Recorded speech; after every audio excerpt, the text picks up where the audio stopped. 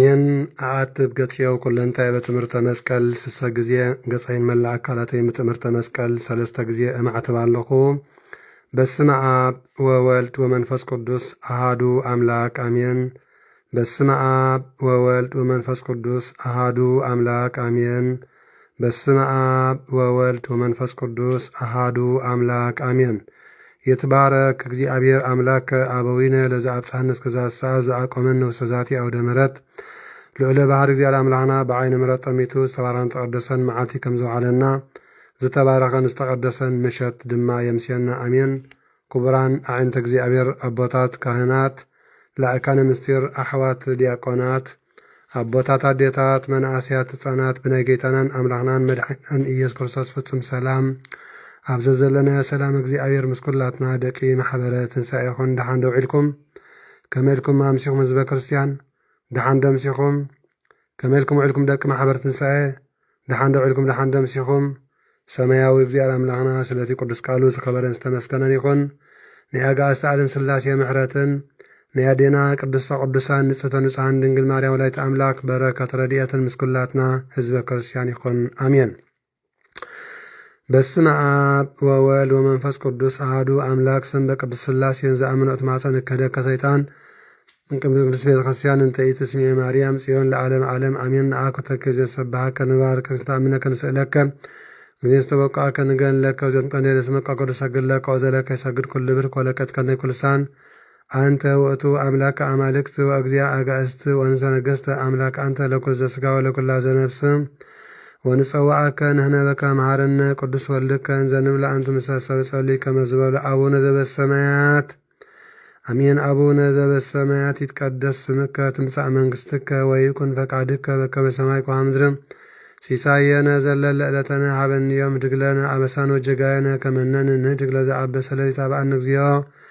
ውስተ መንሱት አላ አድኅነነ ወባልሐነም ኩሉ እኩይ እስመ ዚአከ ይእቲ መንግሥት ኃይሉ ስብሐት ክብር ለዓለመ ዓለም። በሰላም ቅዱስ ገብርኤል መልአክ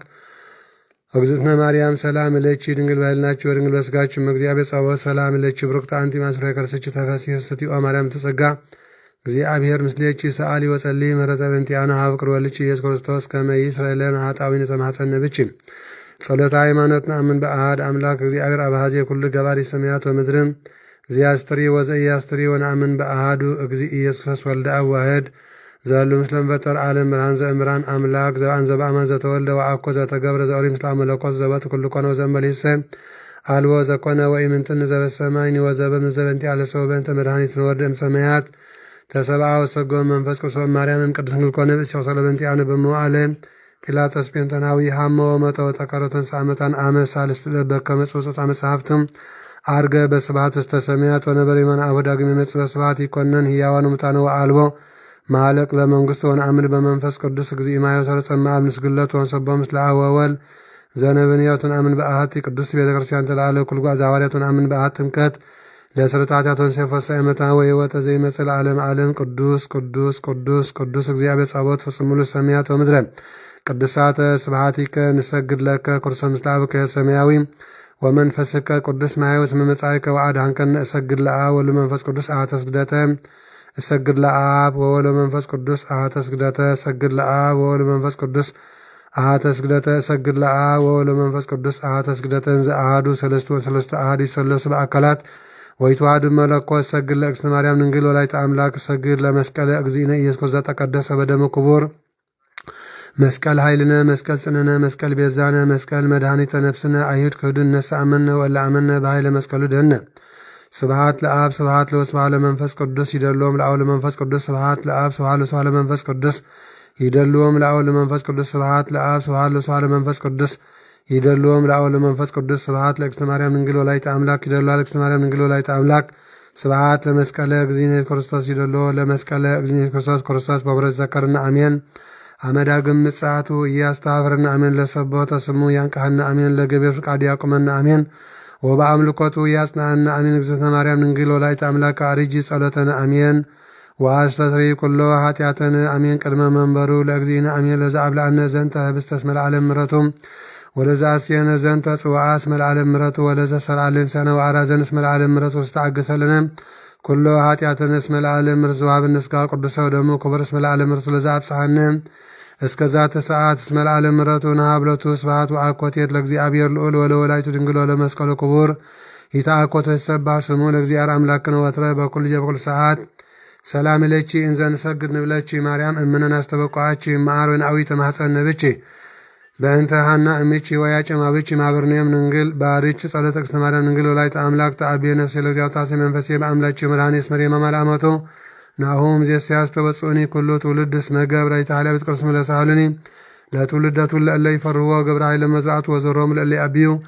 ህላል በመሆነሰ ተመላያላን መናብቴም አቢም ለታኑ አጽቀበም በረከቱ ለሩባነ ፈኖም ራቆም ለወላን ተወከፈ ለእስራኤል ኩለ ተዘከረ ሳለ ዘይቤሎም ለአቡነ አብርሃም ወለዘር እስከ ለዓለም ዓለም አሜን። ስብሐት ለአብ ወወልድ ወመንፈስ ቅዱስ ይእዜኒ ወዘልፈኒ ወለዓለም ዓለም አሜን። ባርክኒ ቀድስኒ ወአንጽን ንግዝእትየ ማርያም እሙ ለምድ ወለተ ብርሃን በረከተች ይድር በለዓለም ለዓለ ኩልነ ማኅበረ ትንሣኤ ውዳሴ ለእግዝእትነ ማርያም ድንግል ወላዲተ አምላክ ዘኢትነበ ዕለተ ረቡዕ ጸሎታ በረከታ ምህረተ ቁሮዳ ያህሉ ምስለ ኩልነ ህዝበ ክርስቲያኑ ምስለ ኩልነ ማኅበረ ትንሣኤ ምስለ ሀገሪትነ ምድረ አጋዕዝት ኩለ ዓለም ለዓለም ዓለም አሜን። ኩሉ ሰራዊተ ሰማያት ይብሉ ብጽእቲ አንተ ሰማይ ዳግሚት ዲበ ምትሖተ ምስራቅ ማርያም ድንግል ከብካብ ንጹሕ መርዓ ቅዱስ ነጽረ አብ እምሰማይ ወረከበ ዘከማች የፈኖ ዋህዶ ተስፋ ምኔች ሰአ ሊለነ ቅድስት ኩሉ ትውልድ ያስተበጾች ለቺ ለባትች ኦክተ ወላዲተ አምላክ ተነበይ ለአለች አብያተ ምክራት ሀገረ እግዚአብሔር እስመ ኮንጫ አንቲ ማደር ለፍሳን ኩሎም ነገስተ ምድር ያሐውሩ በብርሃንቺ ወአሕዛብ ነጸራች ኦ ማርያም ኩሉ ትውልድ ያስተበጾች ወይሰግለ ዘተወልደ እምኔች ወአቢዎ ሰአ ሊለነ ቅድስት አንቲ ዘበአማን ደበናን ተአስራያች ለነ ማያዝናም ትእምርት ተዋዘሰች አብ መንፈስ ቅዱስ ሀደል አለች ዋይሉ ጸለለች ኦ ማርያም አማን ወለቺ ቃለ ወልደ አብ ዘይነብር ለዓለም መጻው አለን ማጥያት አዊቱ ኮዘብተ ወለቆ ገብርኤል መልአክ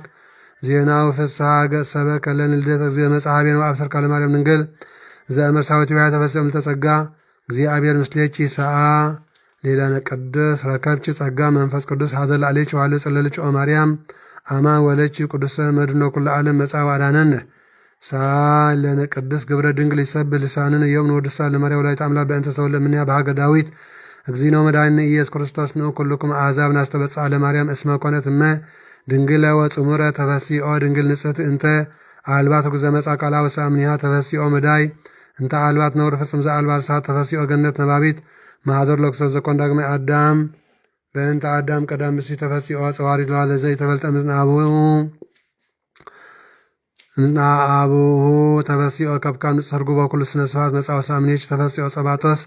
እንተ ኢያው እሳተ መለኮት ተፈሲኦ አመቶ ምንግሎ ሰማይ ሰማዩ ጸሮት በስጋ ዘይጻን ዲበች ሪቤል ወበእንተ ዝንትፈስሐ ወንዘምር ምስለ መላእክት ቅዱሳን በፍስሐ ወሐሴት ወንስብሐት ለእግዚአብሔር በሰማያት ወሰላም በምድር ስምረት ለሰስመቻ ሰብረሎ ትቅርበ ስብሐት ሰአለነ ቅድስ የአቢ ክብራ ለማርያም ኩሎም ቅዱሳን እስመ ድልወ ኮነ ለተወከፈ ቃል አብ ዘይፈሮ መላእክቱ ያኮተቱ ካህን በሰማያት ጸሎተ ማርያም ድንግል በከርሳ ይእቲ ተአቢ እምችሬል ፈደፈድ ምስራፌል እስመ ኮነት ታቦተ ለዘአሃዱ ዘም ቅዱስ ሥላሴ ዛቲ እቲ ኢየሩሳሌም ሀገሮም ለነቢያት ወማኅደረ ፍስሐም ለኩሎም ቅዱሳን ሕዝብ ዘይነብር ውስተ ጽልመት ወጽላሎተ እምነት ብርሃን አቢይ ሰረቀ ለአሊሆሙ እግዚአብሔር ዘይአርፍ በቅዱሳኒሁ ተሰብአ እምድንግል ለመድኃኒተ ዚአነ ኑር እዩ ዘንተ መንክረ ወዘምር ዘምር በእንተ ምስጢር ዘተከስተ ለነ እስመ ዘይሰብአ ሰብአ ቃል ተደመረ ወዘአልበ ጥንት ኮነ ቅድመ ወዘአልቦ መዋዕል ኮነ ለቱ መዋዕል ዘይጣወ ተከስተ ወዘይትራይ ጥሬ ወልደ እግዚአብሔር ሕያው ጢቆ ኮነ ሰብአ ኢየሱስ ክርስቶስ ዘትማልም ወየሞኮም እስከ ለዓለም አሐዱ ህላዌ ለትንስግድ ወሰብእ ሰአ ለነ ቅድስ ሕዝቅኤል ነቢይ ኮነ ሰብአ በእንቲአሁ ይበርኤኮ ሀተ ምስራቅቱም በአቢይ መንክር ማኅተም አልቦ ዘብአ ዘእንበለ እግዚአ ኃያላን በአውስቲታ ወፅአ ሰአይ ለንቅሶትሰ ድንግል እቲ እንተ ወለነነ ምድረ ወዶች ቻው ነበርት በድንግልና ከመ ትካት ውሩት ፈከስች ኦላይተ እግዚእ ዘመጻ ወአዳነነ እምድ ጸላ ዘአልበ ምሕረት አንቲ ፍጽሞ ብሩክት ረበች ከበች ሞገሰ በሀበ ንጉሠ ስብሐት አምላክ ዘበአማን ለቺ እበይ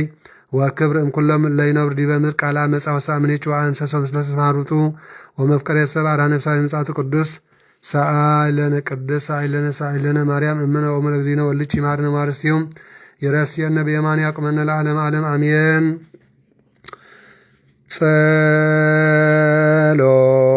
ጸሎታ ለማርያም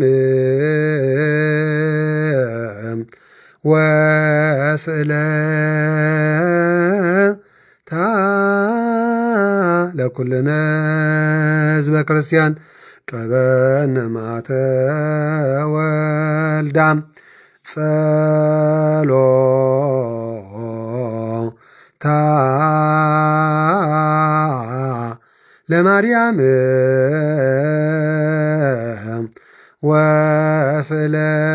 ወስእለታ ለማህበርነ ማህበረ ትንሣኤ ቀባ ማተ ወልዳ ጸሎታ ለማርያም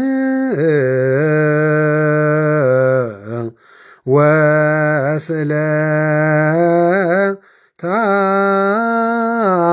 ለሀገሪትነ ምድረ አጋዚት ኩላ ዓለም ቀባ ማተ ወልዳ ጸሎታ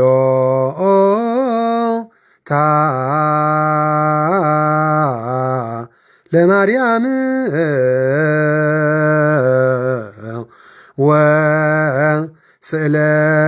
ወስእለታ ለኩልነ አግበርቲከ ወአማቲከ ኩሎም ክርስቶሳውያን ጥምቀተ ሥላሴ ቀበነ ማተ ወልዳ እግዚኦ መሐረነ ክርስቶስ እግዚኦ መሐረነ ክርስቶስ እግዚኦ መሐረነ ክርስቶስ ባርከነ እግዚኦ አምላክነ ውስቶና ሰማይ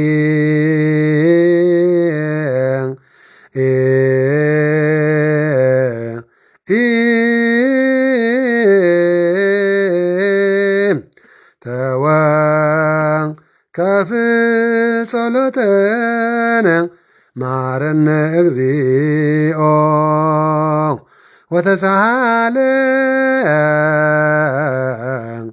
ወተሳሃለነ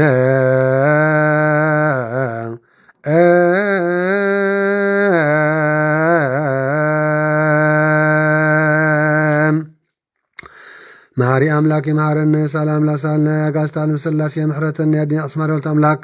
በረከት ረድኤትን ናይ ኩሎም ቅዱሳን መላእክቲ ቅዱሳን ነቢያት ቅዱሳን ሐዋርያት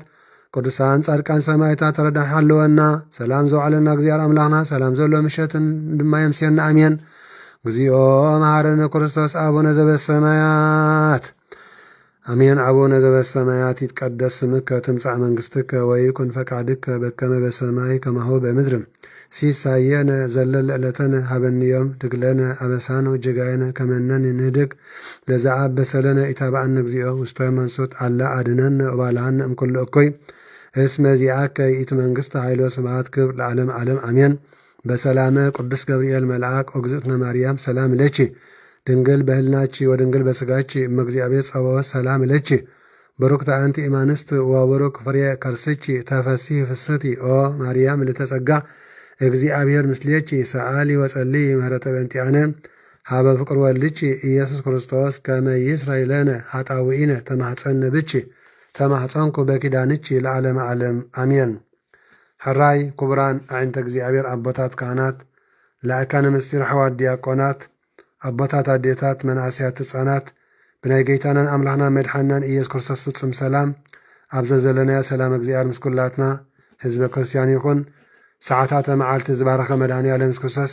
ሰዓታተ ምሸትን ለይትን ድማ ይባርኸልና። ካብዚ ቀፂልና ናይ ዕለቱ ቃል ወንጌል ክንሰምዒና ዘስተምር እግዚአብሔር እዩ። ገላፅ ናይ ኩሉ ምስጢራት ዝኾነ መንፈስ ቅዱስ ድማ ቃሉ ይግለጸልና። ህዝበ ክርስቲያን አሜን አሜን። ስለቲ ቅዱስ ቃሉ እግዚአብሔር አምላክና ዝኸበረን ዝተመስገነን ይኹን። ሎሚ ዕለት 3 ሰነ ጌታናን አምላክናን መድሓናን ኢየሱስ ክርስቶስ ክብሪ ምስጋና ይጽሕያ አሜን። በዚ ወንጌል ቅዱስ ሉቃስ ምዕራፍ 7 ካብ ፍቕዲ 1 ዘሎ ቅዱስ ቃል እግዚአብሔር አምላክ ከነስማዓኩም ኢና አሜን። እምነት ሓደ ሓለቓ ሚእቲ ኣብዚ ዘለኹሞ ብጸሎት ሕሰቡና፣ ኣብዚ ዘለኹሞ ብጸሎት ዘኩርና፣ ካብ ጸሎትኩም ዘኩርና ሓደራ ህዝበ ክርስቲያን አሜን። እምነት ሓደ ሓለቓ ሚእቲ ጐይታናን አምላክናን መድሓናን ኢየሱስ ክርስቶስ ከዓ ኩሉ ዘረብኡ ነቶም ህዝቢ ኣስሚዑ ምስ ወደአ ናብ ቅፍርናሆም ኣተወ። ኣብኡ ከዓ ሓሚሙ ንሞት ዝቐረበ ዝፈትዎ ጊልያ ነበሮ ሓደ ዝነበሮ ሓደ ሓለቃ ሚእቲ ነበረ ብዛዕባ ጎይታና ኢየሱስ ክርስቶስ ንሰምዐ ድማ መሲኡ ንግሊኡ ከሕውያሉ ሽማግለታት አይሁድ ናብ ጎይታናን አምላክናን መድሓኒናን ኢየሱስ ክርስቶስ ልኢኹ ለመኖ ንሳቶም ከዓ ናብ ጎይታና ኢየሱስ ክርስቶስ መሲኦም እዚ ክትገብረሉ ይግባእ እሞ ቀልጢፍካ ውረድ ኢሎም ለመንዎ ከመይ ንሱ ንህዝብና ይፈትዩ ቤት ጸሎትና ዝመርሓል ሰርሓልና ከዓ ንስዩ በልዎ ማቴዎስ ወዲ ይብል ማቴዎስ 8:5-6 ሉቃስ ግና ገብሩ ግሊኡ በለ እዚ ከመይ እንተበልና ካብ አገልገልቲ ቤተሰብ ስለዝወለዶ ገብሩ በለ እምበር ወዲ ይብለና ካብ አገልገልቲ ቤተሰብ ስለዝወለዶ እመሪ ስለዚ ጎይታና ኢየሱስ ክርስቶስ ከዓ ምስአቶም ከደ ናብ ቤቱ ምስ ቀረበ ድማ እቲ ሓለቃ ሚእቲ አሮኽ ልኢኹ ከም ዝበሎ ጎይታይ ናብ ቤተይ ክትኣቱ አይግባእካን እዩ አነ እውን ናባኻ ክመጽእ አይግባእንን እዩ ማለት አይበቅዕን እየ አነ ሓጢአተኛ እየ አነ ድኹም እየ አነ ሓጢአተኛ ብዙሕ ዘጥፋእኹ እየ ናባኻ ክመጽእ አይበቅዕን እየ ንስኻ ናብ ቤተይ ክትኣቱ አይበቅዕን እየ ቤተይ ንዓኻ ድበቅዕ አይኮነን በለ ግና ሓንቲ ቃል ተዛረብ ጊልያይ ከዓ ክሓውዩ በለ አነ እውን ብዓቕመይ ኣዛዚ እየ ኣብ ትሕተይ እውን ጭፍራ ኣለወኒ ነዚ ኪድ ብሎ ንሱ ከዓ ኸይድ ነቲ ካልእ ድማ ንዓብሎ ንሱ ከዓ ይመጽእ ንግልያይ እውን ዝግበር ብሎ ንሱ ከዓ ይገብር ጎይታና ኢየሱስ ክርስቶስ ከዓ ነዚ ምስ ሰምዐ ተገረመ ናይ ብሓቂ እንታይ ኢልዎ ኣነ እውን ብዓቕመይ ኣዛዚ እየ ኣብ ትሕተይ እውን ጭፍራ ኣለወኒ ነዚ ኪድ ብሎ ንሱ ከዓ ይኸይድ ነዚ ካልእ ድማ ንዓብሎ ንሱ ከዓ ይመጽእ ነቲ ካልእ ከዓ ንዓብሎ ንሱ ድማ መጽእ ንግልያይ እውን ዝግበር ብሎ ንሱ ከዓ ይገብር በሎ ንጎይታና ኢየሱስ ክርስቶስ ጎይታና ኢየሱስ ክርስቶስ እዚ ምስ ሰምዐ ኣዝዩ ተገረመ ናብቶም ዝስዕብዎ ዝነበሩ ግልጽ ኢሉ ከዓ ከምዚ ዝበለ ኣማኒ ኣብ እስራኤል እኳ ኣይረኸብኩን እብለኩም ኣለኹ በሎም እቶም ልኡኻት ናብ ቤት ምስ ተመልሱ ድማ ነቲ ጊልያ ሓዊዩ ረኸብዎ ኣሜን ኣሜን ኢየሱስ ክርስቶስ ወዲ ሓንቲ መበለት ካብ ሞት ከም ዘተንስአ ጎይታናን ኣምላኽናን መድሓኒናን ኢየሱስ ክርስቶስ ከዓ ንጽባሐይቱ ናይን ናብ እትበሃል ከተማ ከደ ምስኡ ከዓ ደቀ መዛሙርቱ ብዙሕ ህዝብን ከዱ ናብ ኣፍ ደገታ ከተማ ምስ ቀረበ ንሆነዲኡ ሓደ ወዳ ዝኾነ ሓንቲ ድኻ መበለት ሰበይቲ ወዳ ስለ ዝሞተ ተጸይሩ ክወፅእ ረኸበ ብዙሓት ደቅታ ከተማ ከዓ ምስኣ ነበሩ ጎይታናን ኣምላኽናን መድሓኒናን ኢየሱስ ክርስቶስ ከዓ ምስ ረኣያ ረሓራሓላ እሞ ኣይትብከይ ኣጆኽ በላ ቀሪቡ ከዓ ነቲ ቃሬዛ ሓዞ ንፍቆ ይብል ንፍቆ ማለት ነፍሲ ዝተፈለየቶ በድኒ ኣስከርየን ማለት እዩ በድኑ ተንከየ እቶም ጸወርቱ እውን ደው በሉ ንሱ ከዓ ኣታጎበዝ ተንስእ እብለካ ኣለኹ ኢሉ በሎ ጎይታና ክርስቶስ ማለት እዩ እቲ ምዉት ከዓ ተንስኡ ኮፍ በለ ኣተኻኺሉ እውን ተዛረበ ጎይታናን ኣምላኽናን መድሓኒናን ኢየሱስ ክርስቶስ ድማ ነዲኡ የገልግል ኪሉ ሃባ ኣሜን ንኹሎም ከዓ ፍርሃት ሓዞም ኣብ ማእከልና ዓብይ ነቢይ ተንሲኢልና ኣምላኽ ነዝቡ በፅሕዎ ይቕረይሉሉ እናበሉ ከዓ ንኣምላኽ ኣመስከንዎ ዝናኡ ከዓ ኣብ ኩላ ይሁዳን ከባቢኣን ተሰምዐ ኣሜን ስለቲ ቅዱስ ቃሉ እግዚኣብሔር ምስጋና ይብፅሓዮ ልኡኻት ዮሃንስ መጥምቕ ንዮሃንስ መጥምቕ ከዓ ደቀ መዛሙርቱ እዚ ነገር እዚ ነገርዎ ማለት ዮሃንስ መጥምቕ ከዓ ካብ ደቀ መዛሙርቱ ክልተ ፀዊዑ ከምዚ ይበሎም እቲ ዝመጽእሲ ንስኻ ዲኻ ወይ ካልእ ክንጽበ ኢና ኢልኩም ሕተትዎ እናበለ ናብ ጎይታናን ኣምላኽናን መድሓኒናን ኢየሱስ ክርስቶስ ለኣኾም እቶም ሰባት ከዓ ኣብ ጎይታና ኢየሱስ ክርስቶስ ምስ በጽሑ ከዓ ከም ዝበሉ ዮሃንስ መጥምቕ እዚ ዝመጽእ ንስኻ ዲኻ ወይ ካልእ ክንጽበ ኢና ኢሉ ናባኻ ልኢኹ እናበልዎ ሽዑ በታ ሰዓት እቲኣ ጎይታናን ኣምላኽናን መድሓኒናን ኢየሱስ ክርስቶስ ካብ ሕማምን ቃንዛን ካብ ርኩሳት መናፍስትን ንብዙሓት ኣሕወየ ንብዙሓት ዕውራት እውን ከም ዝርኢሁ ገበሮም ጎይታና ኢየሱስ ክርስቶስ ከዓ ኪዱ ዝርኦኹመን ሰማዕኩመን ንዮሃንስ ንገርዎ ዕውራት ይርዩ ሓንካታት ይኸዱ ለምጻማት ይነጽሁ ጸማማት ይሰምዑ ምዉታት ይትንስኡ ኣለዉ ድኻታት እውን ወንጌል ይብሰሩን ይሕጐስን ኣለዉ ብኣይ ዘይዕንቀፍ ከዓ ብፅዩ ኢሉ መለሰሎም ኢየሱስ ክርስቶስ ንዮሃንስ ከም ዝወደሶ እቶም ልኡኻት ናይ ዮሃንስ ምስ ከዱ ከዓ ጎይታናን አምላኽናን መድኃኒናን ኢየሱስ ክርስቶስ ነቶም ህዝቢ ብዛዕባ ዮሐንስ መጥምቅ ከምዚ ክብሎም ጀመረ። እንታይ ክትርእዩ ናብ ምድረ በዳ ወጻእኩም? ብንፋስ ሰሰው ዝብል ሻምብቆ ዶ? እንታይ ክትርእዩ ደኣ ወጻእኩም? ናብ ቀጭን ክዳውንቲ ዘገጹስ ኣብ ኣዳራሽ ቀጭን ክዳውንቲ ዝተኸድነ ሰብኣይ ዶ? ናብ ቀጭን ክዳውንቲ ዘገጹስ ኣብ ኣዳራሽ ነገስታት ኣለዉ። እንታይ ክትርእዩ ደኣ ወጻእኩም? ነቢይ ዶ? እወ ካብ ነቢይ እኳ ዝዓቢ ይብለኩም ኣለኹ በሎም። እዚ እቲ ብዛዕቡ ኣነ መገድኻ ዝጸርግ ልኡኸይ ቅድሜኻ እልእኻ ኣለኹ ተባሂሉ ዝተጻሕፈሉ ንስ እዩ። ካብ ኣንስቲ ካብ ዝተወልዱ ካብ ዮሐንስ መጥምቅ ዝዓቢ ነቢይ ሓደ እኳ ከምዚ ተለዓለ ብሓቂ ብሓቂ ይብለኩም ኣለኹ። ኣብ መንግስቲ ኣምላኽ ግና እቲ ዝንእስ ይዓብየ እዩ። ኩሎም ህዝብን ተቐበልቲ ቀረፅን ሰሚዖም ብጥምቀት ዮሐንስ ስለ ዝተጠምቁ መንገዲ ኣምላኽ ቅኑዕ ምዃኑ ኣመኑ። ፈሪሳውያንን ሊቃውንቲ ሕግን ግና ብኡ ብዘይምጥማቖም ነቲ ምኽሪ ኣምላኽ ነጸግዎ እምበኣር ንሰብ እዚ ወለዶ እዚ ብምንታይ ክምስል እየ ንመንከ ይመስሉ በለ። ነቶም ኣብ ዕዳጋ ዝቕመጡ እሞ ንምጸቶም ፀዊዖም እምብልታ ነፋሕናልኩም ኣይሳዕሳዕኩምን ኣልቀስናልኩም ኣይበኸኹምን ዝብልዎም ቆልዑ እዮም ዝመስሉ። ከመይ እንጌራ ዘይበልዕን ወይኒ ዘይሰትን ዮሐንስ መጥምቅ እንተመፀ ጋኔን ኣለዎ ትብሉ? ወልደ እጓለም ህያው ክርስቶስ ዝበልዕን ሰትን ኮይኑ እንተመፀ ከዓ እንሆ በላዕን ሰታይን ወይንን ፈታው ተቐበል ቀረፅን ሓጣንን ትብሉ።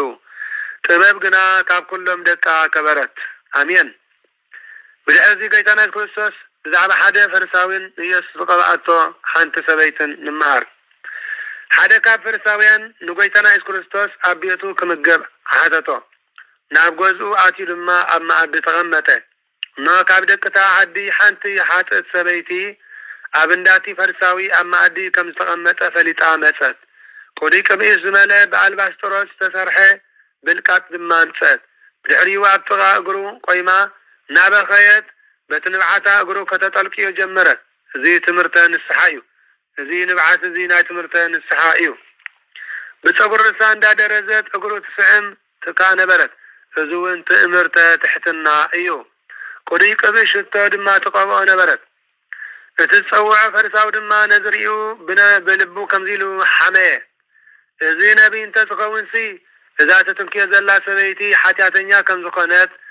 እንታወይትን ከመይ ዝመሰለትን ከም ዝኾነት ኣይምፈለጠን ዶ ኢሉ ብልቡ ሓሰበ። ጎይታናን ኣምላኽናን መድሓኒናን ኢየሱስ ክርስቶስ ከዓ ስምዖን ስምዖን ዝብለካ ኣለኒ በሎ። ንሱ ከዓ መምህር ተዛረብ በሎ። ጎይታናን ኣምላኽናን መድሓኒናን ኢየሱስ ክርስቶስ ከዓ ከምዚ በሎ። ንሓደ መለቅሒ 2 ሰብ ዕዳ ነበርዎ። እቲ ሓደ ዝኸፍሎ ዕዳ 500 ነበሮ። እቲ ካልኣይ ድማ ዝኸፍሎ 50 ዲናር ዕዳ ነበሮ። ዝፈዲዎ ስለሰኣኑ ግና እቲ በዓል ዕዳ ንኽልቲኦም ሓደገሎም። ካብዚኣቶምሲ እቲ ኣዝዩ ከፍቅሮ ዝግባእ መኖም ከዓ በሎ። ኣቦና ስምዖን ከዓ ንዓይሲ እቲ ብዙሕ ዝሕድእ ዝተሓደገሉ ይመስለኒ ኢሉ መለሰ። ጎይታናን ኣምላኽናን መድሓኒናን ኢየሱስ ክርስቶስ ከዓ ከምዚ በሎ፣ ቁኑዕ ፈረድካ በሎ። ሽዑ ናብታ ሰበይቲ ግልጽ ኢሉ ንስምዖን ከምዚ በሎ፣ ነዛ ሰበይቲ እዚኣ ትሪኣ ዶ ኣለኻ? ናብ ቤትካ ኣትየ ንእግረይ ማይ እኳ ኣይሃብካንን። እዛ ሰበይቲ እዚኣ ግና ብንብዓታ እግረይ እንዳጠልቀየት ብፀጉሪ ርእሳ እውን ደረዘት። ንስኻ ኣይተሳለምካንን። እዚኣ ግና ካብ ሰዓቱ ጀሚራ ኣእጋረይ ካብ ምፅሓም ኣየቋረፀትን። ንስኻ ርእሰይ ብዘይቲ ኣይቀባእካንን። እዛ ሰበይቲ ግና ኣእጋረይ ብቁዱይ ቅብኢ ቀብአት። ስለዚ ብዙሕ ስለ ዘፍቀረትኒ ንዓ ብዙሕ ሓጢአት ተሓዲግላ ይብለካ ኣለኹ በሎ። እቲ ሒደት ዘፍቅር ግና ሒደት እዩ ዝሕደገሉ በሎ። ንዓ ድማ ሓጢአትኪ ተሓዲግልኪ እዩ በላ። ኣሜን። ንዓ ብዙሕ ኣፍቂራትኒኣ ማለቱ እቲ ዝቐባኣቶ ቁዱይ ቅብኢ ሽቶ ብ500 ዲናር ዝተሓደገ ስለ ዝኾነ እዩ። እቲ ሒደት ዘፍቅር ሒደት እዩ ዝሓደገሉ ማለት ድማ እቲ ምሳሕ ብ50 ዲናር ዝተሓደገ ስለ ዝኾነ እዩ። ንዓ ሓጢአታ ብዙሕ ዝበላ ኣመንዝራ ስለ ዝኾነት እዩ። ንዕኡ ሓጢአቱ ውሑድ ዝበሎ ከዓ እቶም መምህራን ሕጊ ውዳሴ ኮንቱ እኳ ዝስምዖም እንተኾነ 10 ትእዛዛት ዝሕሉ ስለ ዝኾኑ እዮም ማለት እዩ። ኣሜን። እቶም ምስኡ ኣብ መኣዲ ዝተቐሚጦም ዝነበሩ ከዓ ብልቦም እዙي حاتيات كحدق زفئلسي من كويني ويلهم حسبه ويتانان أملاغنان مدحينان يسكرسوس قنا نتاسبيتي امنتكي أزد حانتكي بسلام كيدي بلا آمين سلاتي قدس قالوا እግዚአብሔር አምላክና ዝኸበረን ዝተመስገነን ይኹን እምነትካ ዘድሓነትኪ በሰላም ኪዲ በላ እግዚአብሔር በሰላም ምእታውኩም ሰላም ወፋርኩም ይኹን ይበለና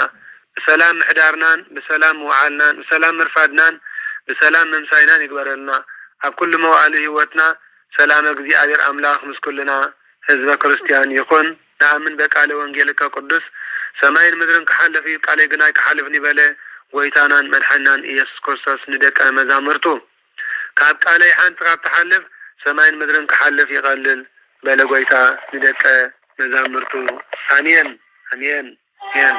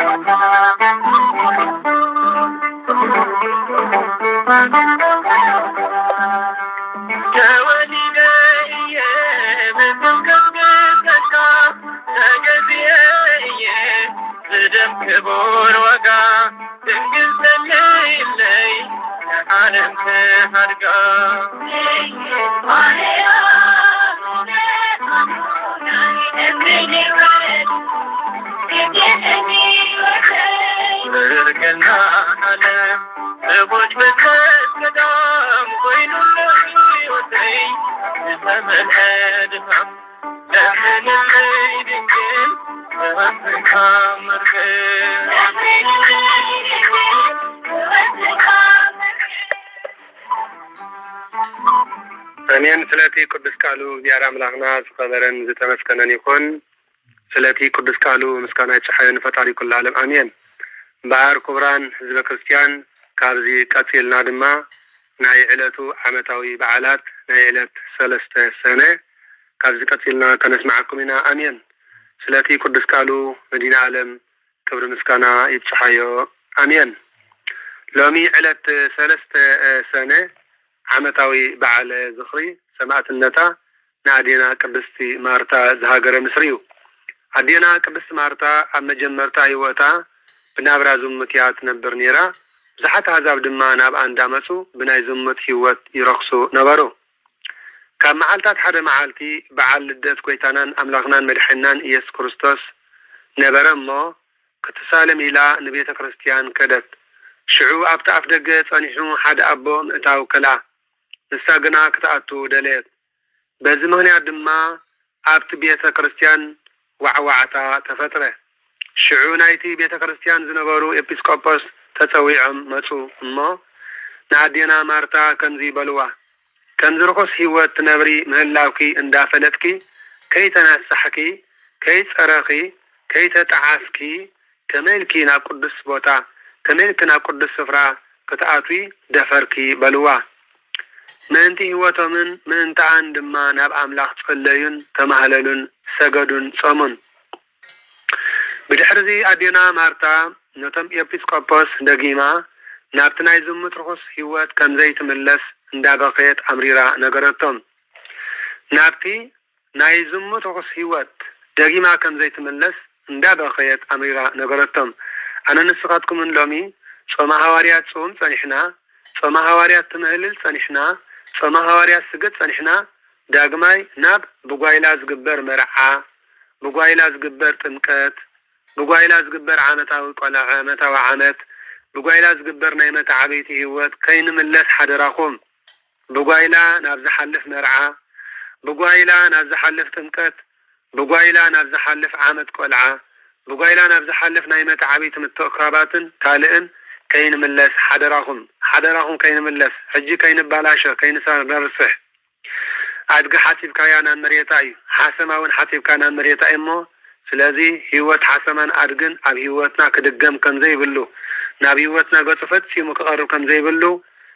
ልቢ በሉ ህዝበ ክርስቲያን ልቢ ንበል ህዝበ ክርስቲያን ልቢ ግበረ ሓድራኽን ልቢ ኣዴታት ቁርብ ምስትውዓል ይሕደረና ልቢ ንግበር ብሓቂ እዞም ቅዱስ ኣቦ ምእንታን ምእንቲ ህይወቶምን ናብ ኣምላኽ ጸለዩን ተማህለሉን ሰገዱን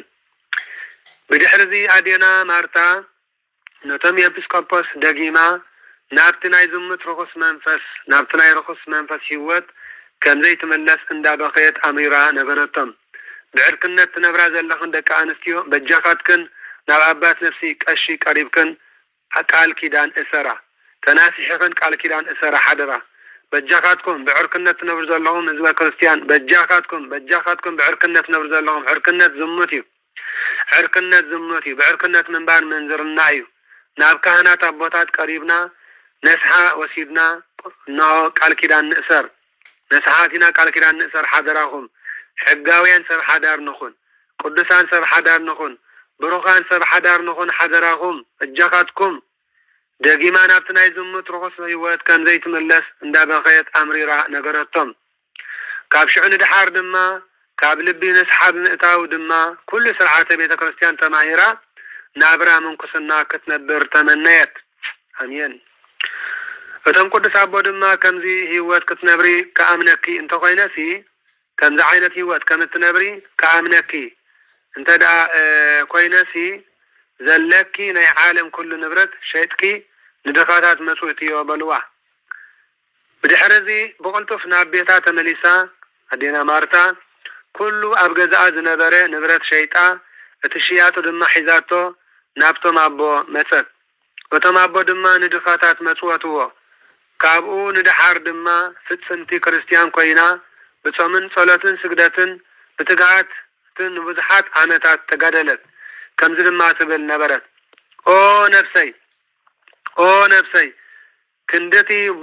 ብዙሙት ዝረኸስኪ ዓመታት ክንዱ ድማ ሕጂ ንኽብሪ ኣምላኽ ብጾምን ጸሎትን ስግዳንን ክትቅጽዒ ኣለኪ እንዳበለት ካብ እግዚአብሔር ኣምላኽ ምሕረት ትልምን ነበረት ኣነ ንስኻትኩም ሎሚ ኦ ነፍሰይ ክንደቲ ንወልፊ ሽጋራ ዘጥፋኽዮ ገንዘብ ሕጂ ድማ ክንዱ ንነዳያን ክምጽውት ዓቕሊ ሃበን እግዚአብሔር ክንዱ ንነዳያን ክምጽውት ንጽጉማን ክሕግዝ ነሆ ኣኻእሎ ሃበን ንበል ኦ ነፍሰይ ክንደቲ ንሽጋራ ዘጥፋኽዮ ወልፊ ገንዘብ ክንደቲ ንመስተ ወልፊ ዘጥፋኽዮ ገንዘብ ኦ ነፍሰይ በሉ ደቂ ተባዕትዮ ክንደቲ ኣብ ካርታብ ቁማር ዘባኸንክዎ ግዜ ዘባኸንክዎ ዕድመይ ዘባኸንክዎ ገንዘበይ ዘባኸንክዎ ኩሉ የእሙረይ ሕጂ ድማ እግዚአብሔር ኣምላኽ ነስሓን ሓጢአተኛ ሰብ ከም ጻድቕ ንዘማዊ ሰብ ከም ድንግል ንሰራቂ ከም መጽዋቲ ንኣረሚን ከም ኣማኒ ንስሱዕ ድማ ሕድግ ለነ ተመስገን ባህሊ ኣትገብሮሞ እግዚአብሔር ክንደቲ ኣብ ክፍኣት ዘጥፋእኽዎ ገንዘበይ ክንድኡ ድማ ሕጂ ንቅድስና ክሰርሕ ንቅድስና ክዓይ ንቅድስና ክኣኻእሎ ሃበኒ ንበል ብዙሓት ደቂ ኣንስትዮ ብጨጉሪ ኣርተፊሻል ብማቲታ ብዊክ ብልብስቲክ ብኩሉ ነገር እትሳቀያ ዘለኽን ኣብ ስቃይ ዓለም ተሸሚምክን ዘለኽን ብጨጉሪ ኣርተፊሻል ኣብ ስቃይ ዓለም ተሸሚምክን ዘለኽን ብማቲታን ብዊክን ብልብስቲክ ኣዝማልቶን ኩሉ ብልጭላጭ ናይ ዓለም ክንድቲ ነዚ ዘጥፋእኽዎ ገንዘብ ሕጂ ግን ኣድባራት ንምህናፅ ገዳማት ንምህናጽ ማጨሎታት ዘሎ ስፍራ ምሕደር ቤት ምሕደር ገዛ ንምህናጽ እግዚአብሔር የእሙረይ ልበይ ሓሳባተይ ናኡ ከድብ ናኡ ከዳምጽ ዓይነ ልቦናይ አብርሃለይ እስከ ኢልክን ተማህለላ ክንድቲ ንዓ ጨብሪ አርተፊሻል ዘጥፋእኽዎ ጊዜ ዘጥፋእኽዎ ገንዘብ ዘጥፋእኽዎ ጉልበት ንሆ ክንድቲ ንዊክ ንማቲታ ንልብስቲክ ነዝማልቶ ንኩሉ ምልጭላጭ ዘይጠቅም ናይ ዓለም ነገር ሓላፊ ዘጥፋእኽዎ ገንዘብ ክንድኡ ድማ ሕጂ ብነስሓተ ተዓይሰ ናባኻ ናብ አምላኸይ ተመልሼ ቅዱስ ሓሳብ ክሓስብ ቅዱስ ነገር ክፍጽም ኣብ ቅዱስ ነገር ክሳተፍ አምላኸይ ኢየሱስ ክርስቶስ ፈቀደለይ ኖ ናይ ጥፋት ዘበነ ይወዳእ የብቃዓለይ ኩሉ ወልፈታት ካብ ሰውነተይ ጸሪካ እለየለይ እስከንበል ኩላትና ሰብኡትና ንስትና ዓበይትና ንኣሽትና ሓደራኹም እቲ ረስሊን ንምርኣይ ዘጥፋእኽዎ ጊዜ ቦክሲን ንምርኣይ ዘጥፋእኽዎ ጊዜ ረስሊን ተጓሰጥቲ ቦክሲን ተጓሰጥቲ እቲ ንኩዕሶ ንምርኣይን ፊልምታት ተዋስኦታት ናይ ዓለምን ንምርኣይ ዘጥፋእኽዎ ገንዘብ ዘጥፋእኽዎ ጊዜ ሕጂ ግን መጽሓፍ ቅዱስ ንምንባብ ውዳሴ ማርያም ንምድጋም ክትቀመሉ ጸሎት ንምጽላይን ስግዳን ንምስጋድን ክትቀመሉ እግዚአብሔር አምላክ ዓይነ ልቦና ያብርሃለይ እስከንበል ተመልከቱ። እስከ ማርታ እንታይ አዝገበረት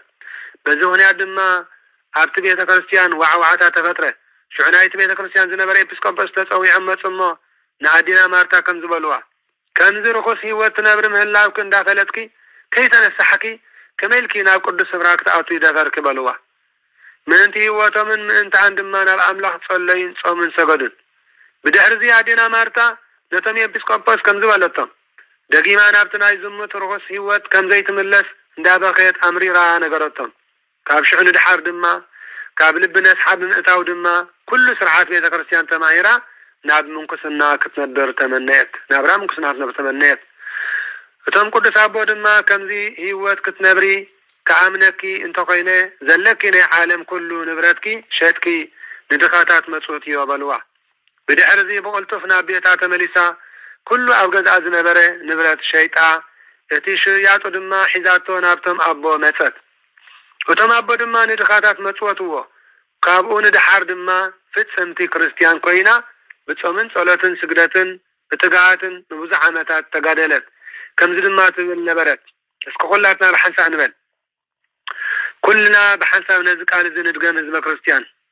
ኩላትና ብሓባር ነዚ ቃል እዚ እስከ ንድገም ኩልና ህዝበ ክርስቲያን ኦ ነፍሰይ ክንድቲ ብዝሙት ዝረኸስክዮ ዓመታት ክንድኡ ድማ ሕጂ ንኽብሪ አምላኽ ብጾምን ጸሎትን ስግዳንን ክትቅጽዒ ኣለክ እንዳበለት ካብ እግዚአብሔር አምላኽ ምሕረት ትልምን ነበረት ኦ ነፍሰይ ክንድቲ ኣብ ናይ ዓለም ወልፍታት ክንድቲ ኣብ ናይ ዓለም ዳንኬራ ብዙሕ ዝሙት ጓይላ ዘጥፋእኽዮ ዓመታት ክንድኡ ድማ ሕጂ ንኽብሪ አምላኽ ብጾምን ጸሎትን ስግዳንን ክትቅጽዒ ኣለክ እንዳበለት ካብ እግዚአብሔር አምላኽ ምሕረት ትልምን ነበረት መንፈሳዊ ቀጽዓት ናይ ፍቅሪ እግዚአብሔር ምልክት እዩ መንፈሳዊ ቀጽዓት ኩሉ ግዜ ጾም ጸሎት ስግደት ብጽዋት አባት ነፍስና ክእዘና ከሎ መንፈሳዊ ቀጽዓት በረኸት ይዘውብ ቅድስና ይዘውብ ሰላም ይዘውብ ፍቅሪ ይዘውብ ህይወት ይዘውብ ማለት እዩ ስለዚ ብናብራ ምንኩስና ድማ ን25 ዓመታት ዝኣክል ተጋደለት ን25 ዓመት ዝኣክል ተጋደለት ክሳብ ዕለተ ዕረፍታ ድማ ካብ ዝነበረቶ ቅዱስ ደብሪ ከይወፀት ትነብር ነበረት ጸሎታን ጸጋ በረኸታን ንሆ ናይዛ ቅድስት ምስ ኩልና ህዝበ ክርስቲያን ይኹን አሜን ካብ ቅድስቲ ኦርቶዶክስ ተዋህዶ ሃይማኖት አየውፅአና እቶም ዝተመርዓኹም ካብ ጽኑዕ ቃል ኪዳንኩም አየውፅእኹም እግዚአብሔር ካብ ጽኑዕ ቃል ኪዳንኩም አየውፅእኹም በብት ዘለናዮ ከከምቲ ዛ እግዚአብሔር ዝሃበና ውህበት ከከምቲ እግዚአብሔር አምላኽ ዝሃበና ትዕድልቲ ከከምቲ እግዚአብሔር አምላኽ ዝሃበና ጸጋ አብቲ እግዚአብሔር አምላኽ ዝፈቀደልና ቅዱስ ስፍራ ክንነብር አምላኽና ኢየሱስ ክርስቶስ ናቱ ቅዱስ ፍቃዱ ይኹን አሜን ስለዚ እዘን ደቂ ኣንስትዮ ብሙሉኽን ዓበይቲ ኣዴታት ነተናኣሽቱ መናእስያት ኣፍንጨን ተሰቂረን ክትሪአን ከለኽን ኣፍንጨን ተሰቂረን ኣብ እዛነን እውን ኣብ ርእሲ ሰቂራት ኣብ ርእሲ 5-6 ሰቂራት ኣብ ርእሲ 3-4 ሰቂራት ገይረን ዝተፈላለዩ ነገር ተጫራሪሐን ክትሪአን ከለኽን ዓገብ እንዳበልክን ኪዳ ዝተቀዳደደ ስረ ሰባጃጀለ ሰረገረን ከኸዳፍሪን ኮለኸና አሽቱ ቆልዑት መርዑት ደቀንስትዮን ደቀተባዓትዮን ንኹሎም ዓገብ እንዳበልኩም ክትኮዱ ወለዲ አምላኽና ኢየሱስ ክርስቶስ ናቱ ቅዱስ ፍቃድ ይኹን ሓደራኹም። ካልኣይ ዓመታዊ በዓለ ዝኽሪ ሰማዕትነቱ ንአቦና ቅዱስ ኢላርዮን ኤጲስቆጶስ እዩ። አቦና ቅዱስ ኢላርዮን መዓልቲ ብጾምን ስግደትን ለይቲ ድማ ብጸሎትን ምንባብ መጽሐፍትን ይሕልፍዎ ነበሩ። ኣብቲ ግዜቱ ድማ ዮላን ኪኖስ ዝበሃል ከሓዲ ንጉስ ነበረ። ኣብ ጣዖት ድማ ይኣምን ነበረ። አቦና ቅዱስ ኢላርዮን ድማ ካብ ዘሎ ክሕደት ክምለስ ከም ዘለዎ ንንጉስ ዮላንኪዮስ ይገስጾ ነበረ። በዚ ምክንያት ድማ ንጉስ ዮላንኪዮስ ንአቦና ቅዱስ ኢላርዮን ናብ ቤት ማእሰርቲ ኣትዩ ብብዙሕ መቕፃዕቲ ኣሳቀዮም። አቦና ቅዱስ ኢላርዮን ድማ ብብዙሕ ክርስቲያናዊ ስነ ምግባር ተጋዲሎም ክሳዶም ተሰይፎም ሰማዕትነት ተቀበሉ። ጸሎቶምን ጸጋ በረከቶምን ናይ አቦና ቅዱስ ኢላርዮን ምስ ኩላትና ህዝበ ክርስቲያን ይኹን አሜን አሜን። ወርሓዊ በዓላት ሎሚ ዕለት 3 ሰነ ወርሓዊ በዓለ ዝኽሪ በዓታ ማርያም እዩ። እዚ ማለት ድማ አዴና ቅድስት ማርያም ወላዲተ አምላክ ካብ አቦና ያጨምን አዴና ሃናን ብዕለት 7 ነሐሴ ተጸኒሳ ድሕሪ 9 ወርሒ ብዕለት 1 ጉንበት ኣብ ደብረ ሊባኖስ እስራኤል ተወልደት። ድሕሪ 3 ዓመት ድማ ማለት ጓል 3 ዓመት ምስ ኮነት ድማ ብዕለት 3 ተሓሳስ ናብ ቤተ መቅደስ ዝኣተወትሉ ዕለት እዩ። በዓታ ማርያም ድማ ይበሃል። ጸሎታን በረከታን ኣይፈለየና አሜን። ካልኣይ ወርሓዊ በዓለ ዝኽሪ ሊቀ መላእኽቲ ቅዱስ ፋኑኤል እዩ። ሊቀ መላእኽቲ ቅዱስ ፋኑኤል ሓደ ካብቶም 7 ቅዱሳን ሊቃነ መላእኽቲ እዩ። መልአከ ንስሓን መልአከ ህፃናትን እንዳተባለ ድማ ክብሩ ይምስከር። ለይትን መዓልትን ድማ ብዘይ ምቁራጽ ቅዱስ ቅዱስ ቅዱስ እንዳተባለ እንዳበለ ምስ 99 ነገደ መላእክቲ ቅዱሳን መላእኽቲ ሓቢሩ ምእንታና ንዕረፍካ እግዚአብሔር አምላኽ ኢልንን ይነብር ኣሎ ማለት እዩ። እሺ ሳልሳይ ከምኡውን በዓለ ዕረፍቱ ንአቦና ቅዱስ ቄርሎስ ዓንዲ ሃይማኖት ዝኾነ መብራህቲ ሃይማኖት ቤተ ክርስቲያን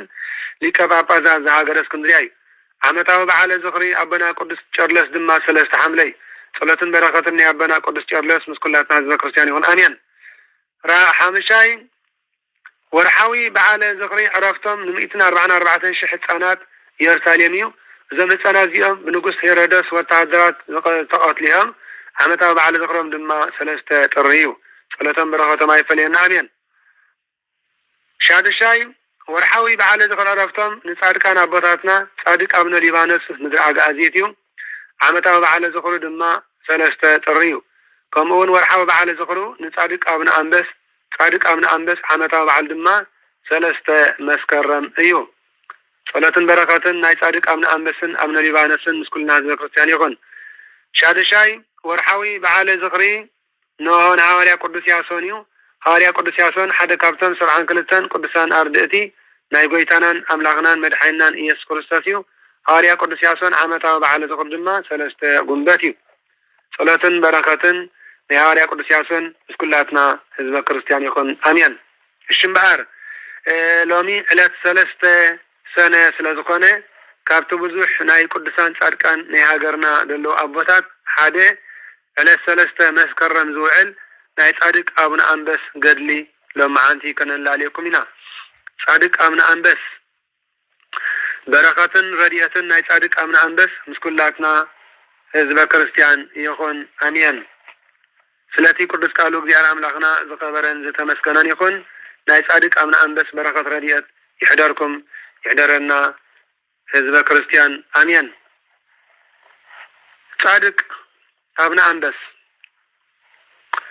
ጻድቅ አቡነ ኣንበስ ዝሓሎ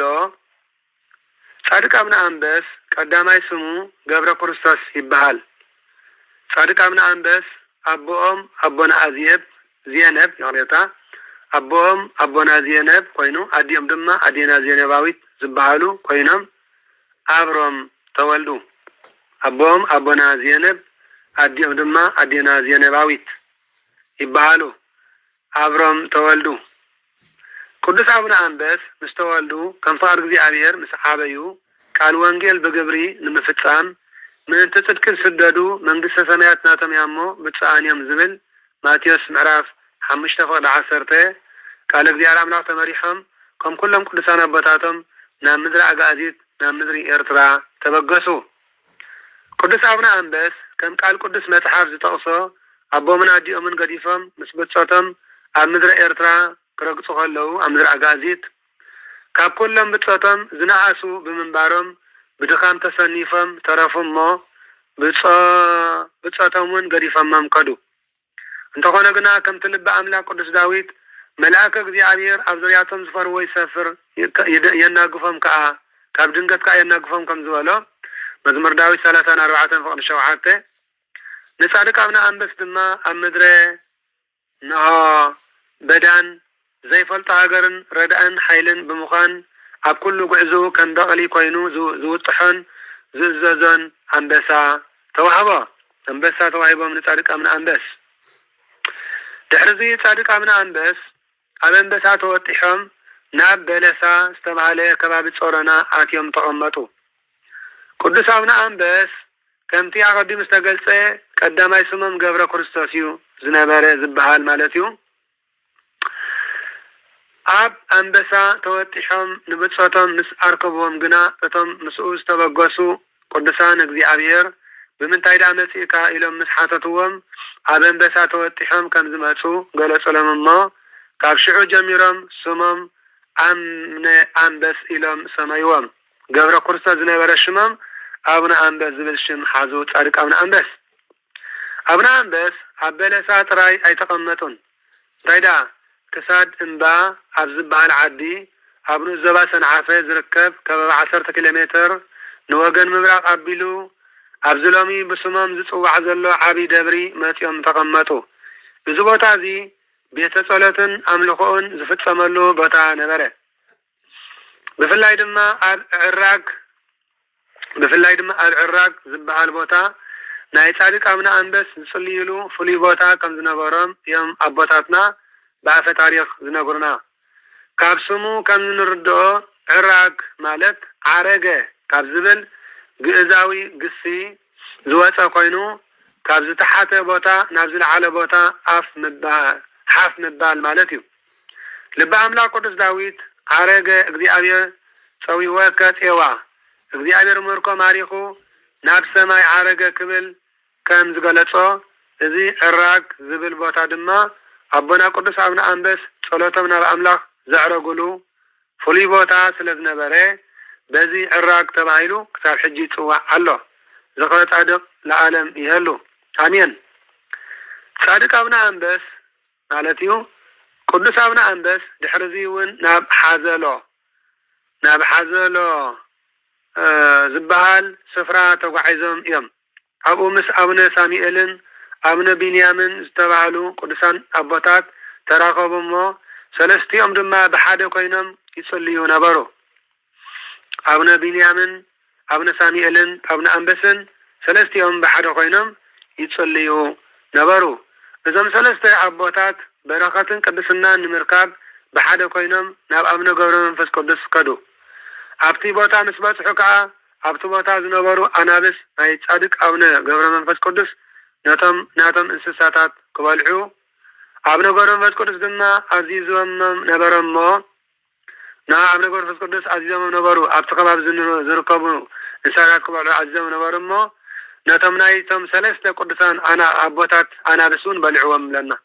ንናይ ጻድቅ አቡነ አንበስን አቡነ ሳሙኤልን አቡነ ቢንያምን ንሰለስቲኦም አናብስ በልዕዎም ናይ መን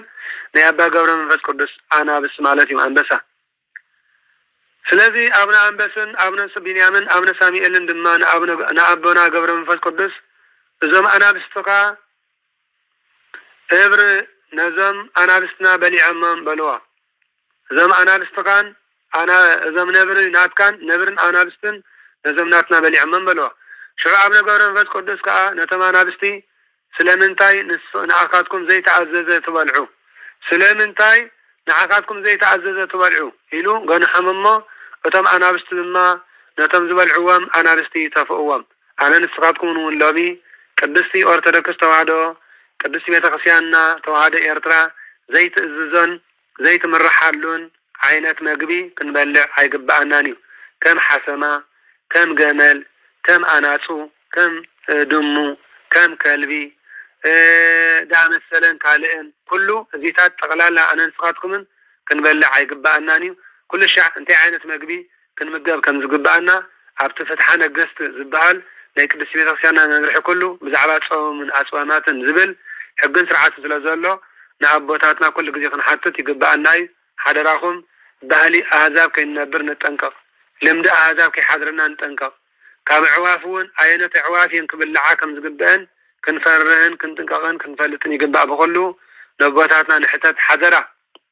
حدرا نبوتاتنا نحتت مصحف إيوب معراف شمنته كاب شمنته كساب عسرته قم يزلنا مصحف إيوب معراف شمنته كاب شمنته كساب عسرتن مصحف إيوب معراف عسرته كاب شمنته كساب عسرتن كلتيو ننببه كنقرنا يتصبق يرتقى على أملاخ أمين شعو أبنا قبر منفس قدوس كأنتم أنا بستي سلمنتاي نحقاتكم زي تعزازة تبالعو إيلو قانا حممو أتم أنا بستي دما نتم زبالعوهم أنا بستي تفقوهم أو تصوهم كاب قبر من أبدأ تفقوهم أبنا قبر منفس قدوس كأ نتي بدني نايتم أنا بستي باريخو كامت أتنسيو نوانا تاتم مالت نعونا بنيامن أونا ساميئلن أونا أنبسن هبم زي أبقدلي أبا قبر منفس قدوس نرخب مالتيو كارزي كتيلو صادق أبنا أنبس ناب جيعن استبعالي بوتا كده أبتقزيتي انسساتات نايتي كبابي أب حرشان قروهن النعاتو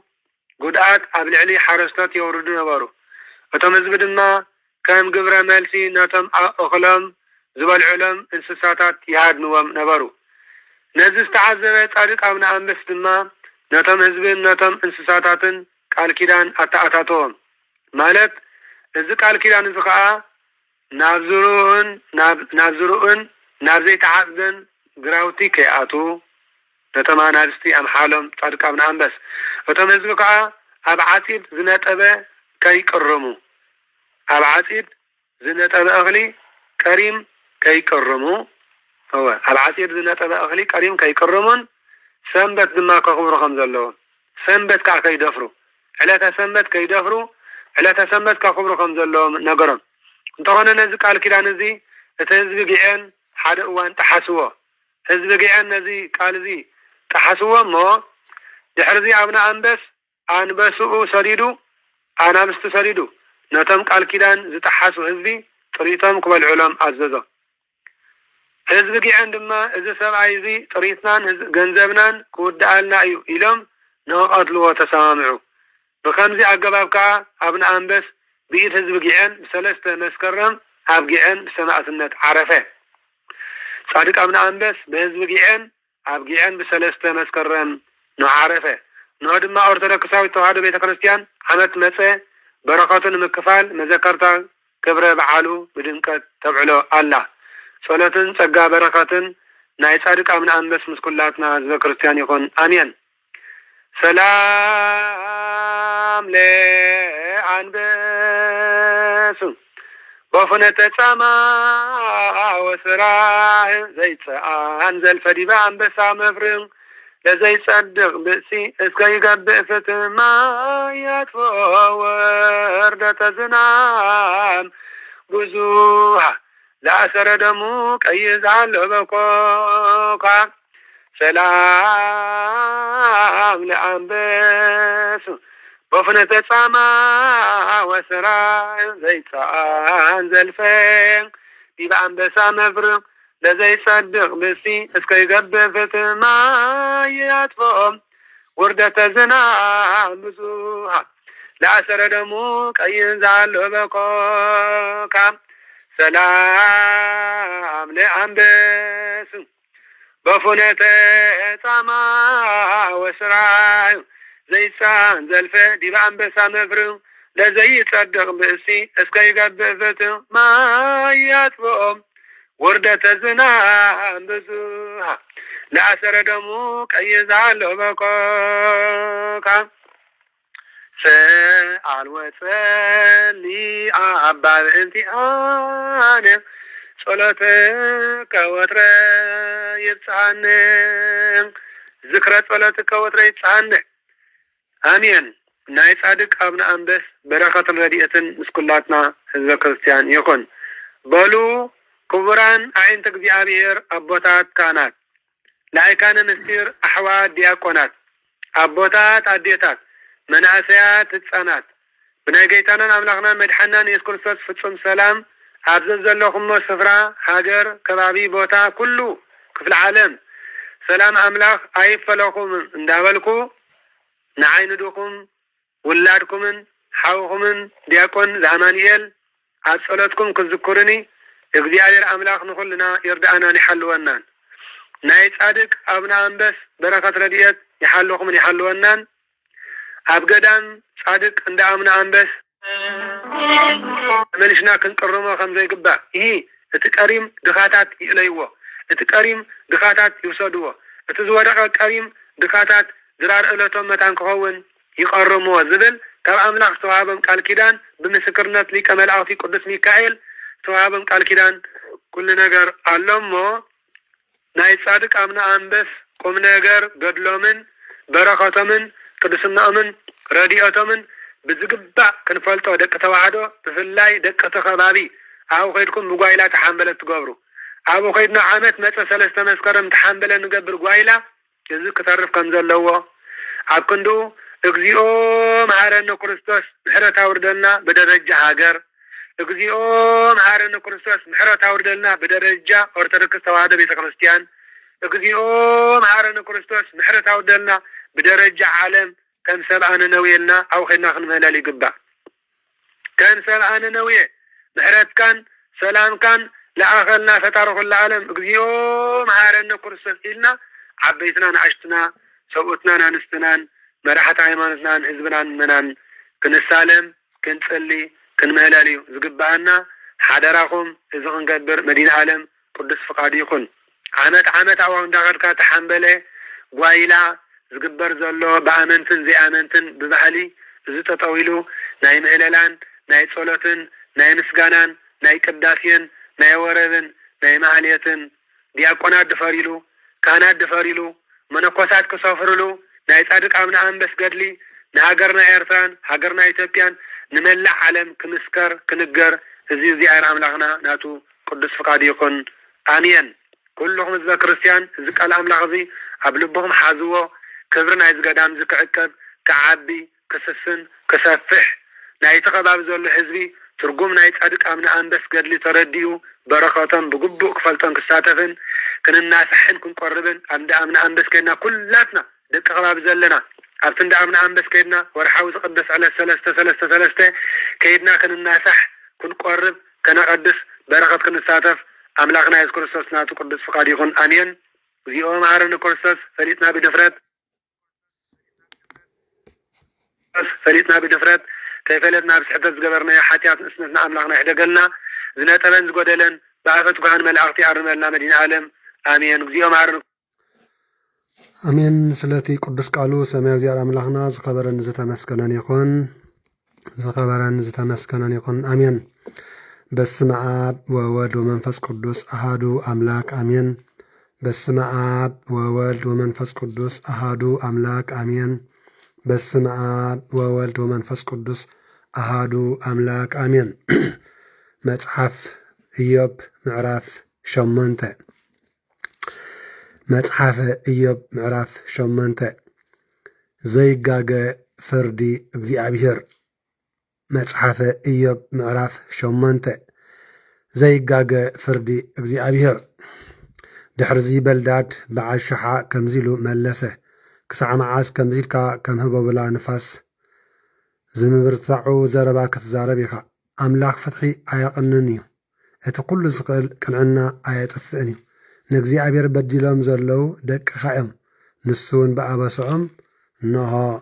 ቀፅዖም ይብል ማለት እዩ ንስኻ ግና ሕጂ ናብ ኣምላኽ ጠምት ነቲ ኩሉ ዝኽእል እውን ምሕረት ለምኖ ንጹህን ጻድቕን እንተኾንካ ብርግጽ እግዚአብሔር ክረድኣካ ክትንሲ እዩ ንቤትካ እውን ኣብ ናይ ቀደማ ክመልሳ እዩ እዚ ሕጂ ኣምላኽ ዝህበካ ሃብቲ ምስ ተቕድም ዝነበረካ እሞ ዝጠፍአ ሃብቲ ተመዓራርዩ እምብዛ ዝበለጸ ክኸውን እዩ ናቶም ቀደም ዝሓለፉ ወለዶ ኮታ ሕተቶም ነቲ ኣቦታቶም ዝፈለጥዎ ከዓ ኣስተበሎ ንሕና ገለ ዘይንፈልጥ ትማሊ ዝተወለድና ኢና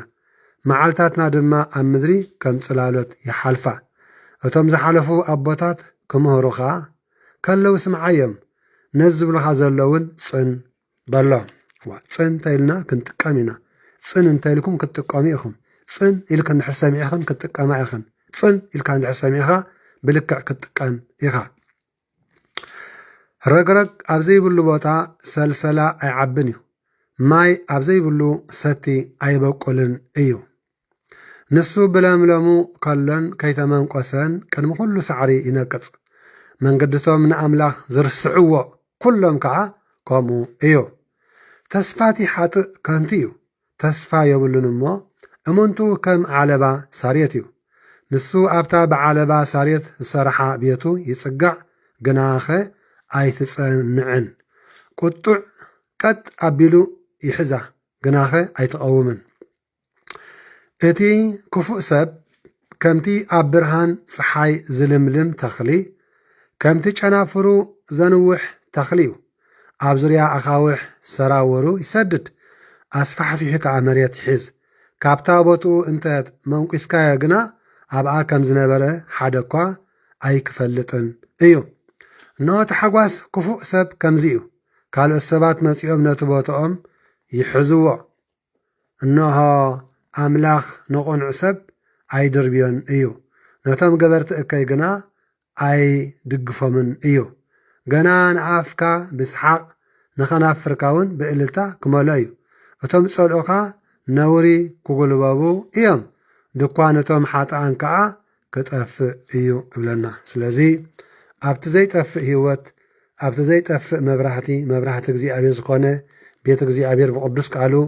እንዳተጓሰናን እንዳተባረኽናን ክንነብር መድኃኒ ዓለም ኢየሱስ ክርስቶስ ናቱ ሰናይ ፍቓዱ ይኹን ኣሜን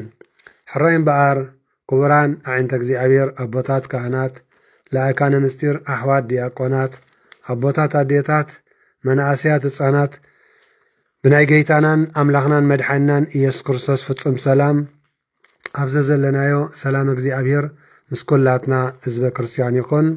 ካብ ሎም መዓንቲ ዕለት 3 ጀሚርና ን30 መዓልቲ ዝኣክል ግብረ ሃዋርያት ሓደ ምዕራፍ ከነንብቦ ኢና ማለት እዩ ምክንያቱ እዚ ሱባኤ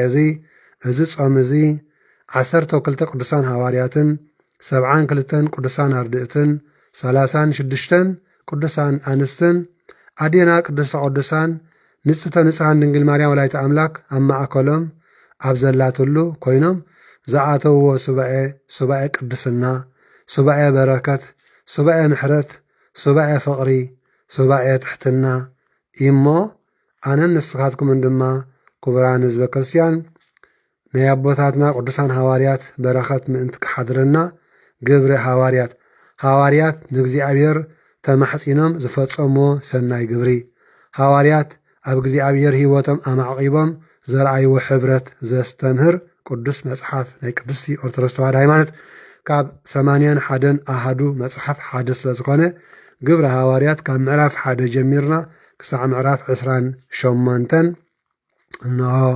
ከነብፅሖ እግዚኣብሔር ኣምላኽና ናቱ ሰናይ ፍቓዱ ይኹን ግብሪ ሃዋርያት መን ይጽሒፍዎ ግብሪ ሃዋርያት ወንጌላዊ ቅዱስ ሉቃስ ማለት እዩ ወንጌላዊ ቅዱስ ሉቃስ 24 ምዕራፋት ዘለዎ ወንጌልን 28 ምዕራፋት ዝሓዘ ግብሪ ሃዋርያትን ከምኡ ድማ እዛ ኣዴና ቅድስተ ቅዱሳን ንጽሕተ ንጹሓን ምስ ፍቕሪ ወዳ ጌታና ኢየሱስ ክርስቶስ ሓቂፋቶ ከላ ዘላ ስእለ ኣድህኖን ዝተኣምር ዝጸሓፈ ቅዱስ ወንጌላዊ እዩ ማለት እዩ ወንጌላዊ ቅዱስ ሉቃስ ካብ 72 ቅዱሳን ኣርድእቲ ወንጌላዊ ቅዱስ ሉቃስ ካብ 4 ወንጌላውያን ይኾናሉ ማለት እዩ እሞ እግዚኣብሔር ኣምላኽና ክብርን ምስጋናን ኣምልኾን ውዳስየን ንዑ ንእግዚኣብሔር ኣምላኽና ይብፅሓዮ ኣሜን በስመ አብ ወወልድ ወመንፈስ ቅዱስ አሃዱ አምላክ አሜን ግብረ ሃዋርያት መቐጸልታ ወንጌል ቅዱስ ሉቃስ እዩ ግብረ ሃዋርያት እንታይ እዩ ግብረ ሃዋርያት መቐጸልታ ወንጌል ቅዱስ ሉቃስ እዩ ናይዚ መጽሓፍ እዚ ቀንዲ ዕላማ ከዓ እቶም ናይ መጀመርታ ሰዓብቲ ጎይታናን ኣምላኽናን መድሓናን ኢየሱስ ክርስቶስ ዝኾኑ ቅዱሳን ሐዋርያት ከመይ ገይሮም ነቲ ብዛዕባ ጎይታናን ኣምላኽናን መድሓናን ኢየሱስ ክርስቶስ ዝምህር ወንጌል ብመንፈስ ቅዱስ እናተመርሑ ኣብ ኢየሩሳሌምን ኣብ ኩሉ ይሁዳን ኣብ ሰማርያን ክሳዕ መወዳእታ ወሰን ምድርን ክዝርግሕዎ ከም ዝከኣሉ ምዝንታው እዩ። እዚ መጽሓፍ እዚ ማለት መጽሓፈ ግብረ ሐዋርያት እምነት ቅድስቲ ኦርቶዶክስ ተዋህዶ ክርስትና ኣብ መንጎ ህዝቢ ኣይሁድ ጀሚሩ እምነት ኩሉ ዓለም ክሳዕ ዝኸውን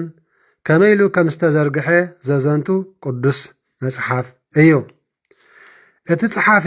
ንኣንበብቲ ከረጋግጸሎም ዝደልዮ ቀንዲ ነገር ኣሎ። እዚ ከዓ ህዝበ ክርስቲያን ንመንግስቲ ሮማ ዝጻረሩ ሰባት ከም ዘይኮኑ ክርስትና ከዓ ንእምነት ኣይሁድ ምልኣት ዝህብ ከም ዝኾነ ዘረጋግጽ ቅዱስ ቃል እዩ። ህወኒ ግብረ ሐዋርያት ምስ ፍሕፋሕ ቃለ ወንጌል ጎይታናን ኣምላኽናን መድሓናን ኢየሱስ ክርስቶስን ምምስራት ቅድስቲ ኦርቶዶክስ ተዋህዶ ቤተ ክርስቲያንን ብዝገልጹ ብሰለስተ ቀንዲ ኣርእስታት ክኽፈል ድማ ይኽእል። ኣብ ሰለስተ ኣርእስቲ ክኽፈት ዝኽእል እሺ። ሓደ ግብረ ሐዋርያት ቀንዲ እቲ ትምህርቲ ዘስተምህሮ ትሕዝቶ ድሕሪ ዕርገት ጎይታ መድሓናን ኢየሱስ ክርስቶስ ክርስትና ኣብ ኢየሩሳሌም ክዝርጋሕ ከም ዝጀመረ ዝነግር እዩ። ካልኣይ ናብ ምድሪ እስራኤልን ናብ ካልኦት ክፍልታትን ቃለ ወንጌል ከም ዝተዘርግሐ ዝነግር መጽሓፍ እዩ ግብረ ሐዋርያት። ሳልሳይ ግብረ ሐዋርያት ናብ ርሑቕ ሃገራት ማለት ንሮማ ሓዊስካ ናብ ዙርያ ማእከላይ ባሕሪ ዘለዎ ሃገራት ከም ዝሰፍሐ እቲ ኣብ ግብረ ሐዋርያት ብርህ ኢሉ ዝርአ ቀንዲ ነገር ዕዮ መንፈስ ቅዱስ እዩ። መንፈስ ቅዱስ ኣብ መዓልቲ በዓል ሓምሳ ኣብ ልዕልቶም ኣብ ኢየሩሳሌም ዝነበሩ ኣመንቲ ብሓይሊ ምውራዱን ከምኡውን ኣብዚ መጽሓፍ እዚ ተጻሒፉ ከም ንረኽቦ ንቤተ ክርስቲያንን ንመራሕታን ክመርሖምን ከጸናንዖምን ከሎ እዩ ማለት እዩ። እቲ ናይ ጥንቲ ትምህርቲ ክርስትና ኣብ ብዙሕ ስብከታት ተጠርኒፉ ንረኽቦ። እቲ ኣብ ግብረ ሐዋርያት ተዘንቲዩ ንረኽቦ ኩነታት ከዓ ናይዚ ትምህርቲ እዚ ሓይሊ ኣብ ህይወት ኣመንትን ኣብ ሕብረት ቤተ ክርስቲያንን ክሳዕ ክንደይ ዓቢ ከም ዝነበረ ዘረድእ ቅዱስ መጽሓፍ እዩ መጽሓፈ ግብረ ሐዋርያት ማለት እዩ። ስለዚ ግብረ ሐዋርያት እንታይ ትሕዝቶ ኣለዎ? እዚ ዘርዘርናዮ ማለት እዩ። ክቡራን ህዝበ ክርስቲያን ምዕራፍ 1 መንፈስ ቅዱስ ከም ዝልእከሎም ጎይታ መድሓናን ኢየሱስ ክርስቶስ ዝተዋሃበ ተስፋ። ኦ ቴዎፍሎስ ኣብቲ ቀዳማይ ጽሑፈይ ብዛዕባ እቲ ጎይታናን ኣምላኽናን መድሓናን ኢየሱስ ክርስቶስ ካብ መጀመርታ ሒዙ ክሳዕታ ንሰማይ ዝዓረገላ መዓልቲ ዝገበሮን ዝመሃሮን ኣዘንትየልካ ነይረ። ንሰማይ ቅድሚ ምዕራጉ ነቶም ዝሓረዮም ቅዱሳን ሐዋርያት ብሓይሊ መንፈስ ቅዱስ ኣዘዞም። ብድሕሪ ምማቱ ጎይታናን ኣምላኽናን መድሓናን ኢየሱስ ክርስቶስ ካብ ምዉታን ምስ ተንስአ ን40 መዓልቲ ዝኣክል እናተረኣዮም ብዛዕባ መንግስቲ ኣምላክ ከዓ ነገሮም ብብዙሕ ዘየጋጊእ መረዳእታ ህያው ከም ዝኾነ ገዛ ርእሱ ኣርኣዮም። ምስኦም ብሓደ ተቐሚጡ ከሎ ከዓ ከምዚ ዝስዕብ እናበለ ኣዘዞም። መን? ጎይታናን ኣምላኽናን መድሓናን ኢየሱስ ክርስቶስ ከም ዝበሎም ነቲ ካባይ ዝሰማዕኩሞ ተስፋ ኣቦ ተጸበዩ እምበር ካብ ኢየሩሳሌም ኣይትውፁ። ከመይ ዮሃንስ መጥመቕ ብማዩ ዘጥመቐ ናይ ነስሓ ጥምቀት ንስኻትኩም ግና ድሕሪ ቁሩብ መዓልታት ብመንፈስ ቅዱስ ማለት ብስመ ኣብን ወልድን መንፈስ ቅዱስን ክትጥመቑ ኢኹም ከዓ በሎም። ጎይታናን ኣምላኽናን መድሓናን ኢየሱስ ክርስቶስ ንሰማይ ከም ዝዓረገ ቅዱሳን ሐዋርያት 12 ቅዱሳን ሐዋርያት 72 ቅዱሳን አርድእቲ 36 ቅዱሳን አንስቲ ኣብ ሓደ ምስ ተኣከቡ ከዓ ጎይታናን ኣምላኽናን መድሓናን ኢየሱስ ክርስቶስ ኣብ ማእከሎም ነበረ እሞ ከምዚ በልዎ ጎይታይ ኣብዚ ግዜ እዚ ዲኻ ንእስራኤል መሊስካ መንግስቲ እተቑመላ እናበሉ ድማ እንሆ ሓተትዎ። ቅዱሳን ሐዋርያት ንጌታ ኢየሱስ ክርስቶስ ብዛዕባ ምምፃእ መንግስቲ ኣምላኽ ክገልጸሎም ሓትዎ ኣለዉ። ጎይታናን ኣምላኽናን መድሓናን ኢየሱስ ክርስቶስ ከዓ ከምዚ በሎም ነቲ ኣቦ ብስልጣኑ ዝመደቦ ዘመንን እዋንን ክትፈልጡ ኣይተዋህበኩምን መንግስቲ ናይተዋህበኩምን መንፈስ ቅዱስ ናባኻትኩም ምስ ዝወርድ ግና ሓይሊ ክትቅበሉ ኢኹም ኣብ ኢየሩሳሌምን ኣብ ኩላ ይሁዳን ኣብ ሰማርያን ክሳዕ ወሰን ምድሪ ከዓ መሰኻክረይ ክትኮኑ ኢኹም ከዓ በሎም። እዚ ምስ በለ ድማ ጎይታናን ኣምላኽናን መድሓናን ኢየሱስ ክርስቶስ እናረኣይዎ ንሰማይ ዓረገ ካብ ዒንቶም ከዓ ደበና ሰወረቶ። ጎይታናን ኣምላኽናን መድሓናን ኢየሱስ ክርስቶስ ክዓርግ ከሎ ቅዱሳን ሐዋርያት ከዓ ናብ ሰማይ አንቃዕሪሮም ክጥምቱ ከለዉ እንሆ ጻዕዳ ክዳውንቲ ዝተኸድኑ መላእክቲ ኣብ ጥቖም ደው ኢሎም ነበሩ። ከምዚ ድማ በልዎም ኣቱም ሰብ ገሊላ ስለምንታይ ኢኹም ናብ ሰማይ ኣማዕዲኹም እናጠመጥኩም ደው ኢልኩም ዘለኹም? እዚ ካባኻትኩም ናብ ሰማይ ዝዓረገ ጎይታናን ኣምላኽናን መድሓናን ኢየሱስ ክርስቶስ ከምቲ ናብ ሰማይ ክዓርግ ከሎ ዝረኣኹሞ ከምኡ ገይሩ ከዓ ክመጽእ እዩ በልዎም። ብድሕሪ እዚ ሐዋርያ ቅዱስ ማትያስ መተካእታ ይሁዳ ኣስቆርታዊ ንኸውን መበል 12 ቅዱሳን ሐዋርያት ኮይኑ ከም ዝተሓረየ። ብድሕሪ እዚ ቅዱሳን ሐዋርያት ካብ ደብረ ዘይቲ ናብ ኢየሩሳሌም ተመልሱ። ደብረ ዘይቲ ካብ ኢየሩሳሌም 1 ኪሎ ሜትር ዝርሕቕ ነበረ። ናብታ ከተማ ምስ ኣተዉ ቅዱሳን ሐዋርያት ከዓ ናብታ ዝቕመጡላ ዝነበሩ ላዕለወይቲ ደርቢ ደየቡ። ቅዱሳን ሐዋርያት ነሆ ከዓ ጴጥሮስ፣ ዮሐንስ፣ ያዕቆብ፣ እንድርያስ፣ ፊልጶስ፣ ቶማስ፣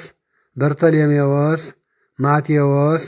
ያዕቆብ ወልደ እልፍዮስ፣ ስምዖን ቀናኢ፣ ይሁዳ ወዲ ያዕቆብ ነበሩ። እዚኣቶም ኩሎም ምስ ገሊኣተን ኣንስትን ምስ ንጎይታናን መድሓናን ኢየሱስ ክርስቶስ ዝወለደት ኣዴና ቅድስቲ ድንግል ማርያምን ምስ ኣሕዋቱን ሓቢሮም ጸሎት የዘውትሩ ነበሩ። ስለዚ እዚ ዘለናዮ ጾመ ሐዋርያት፣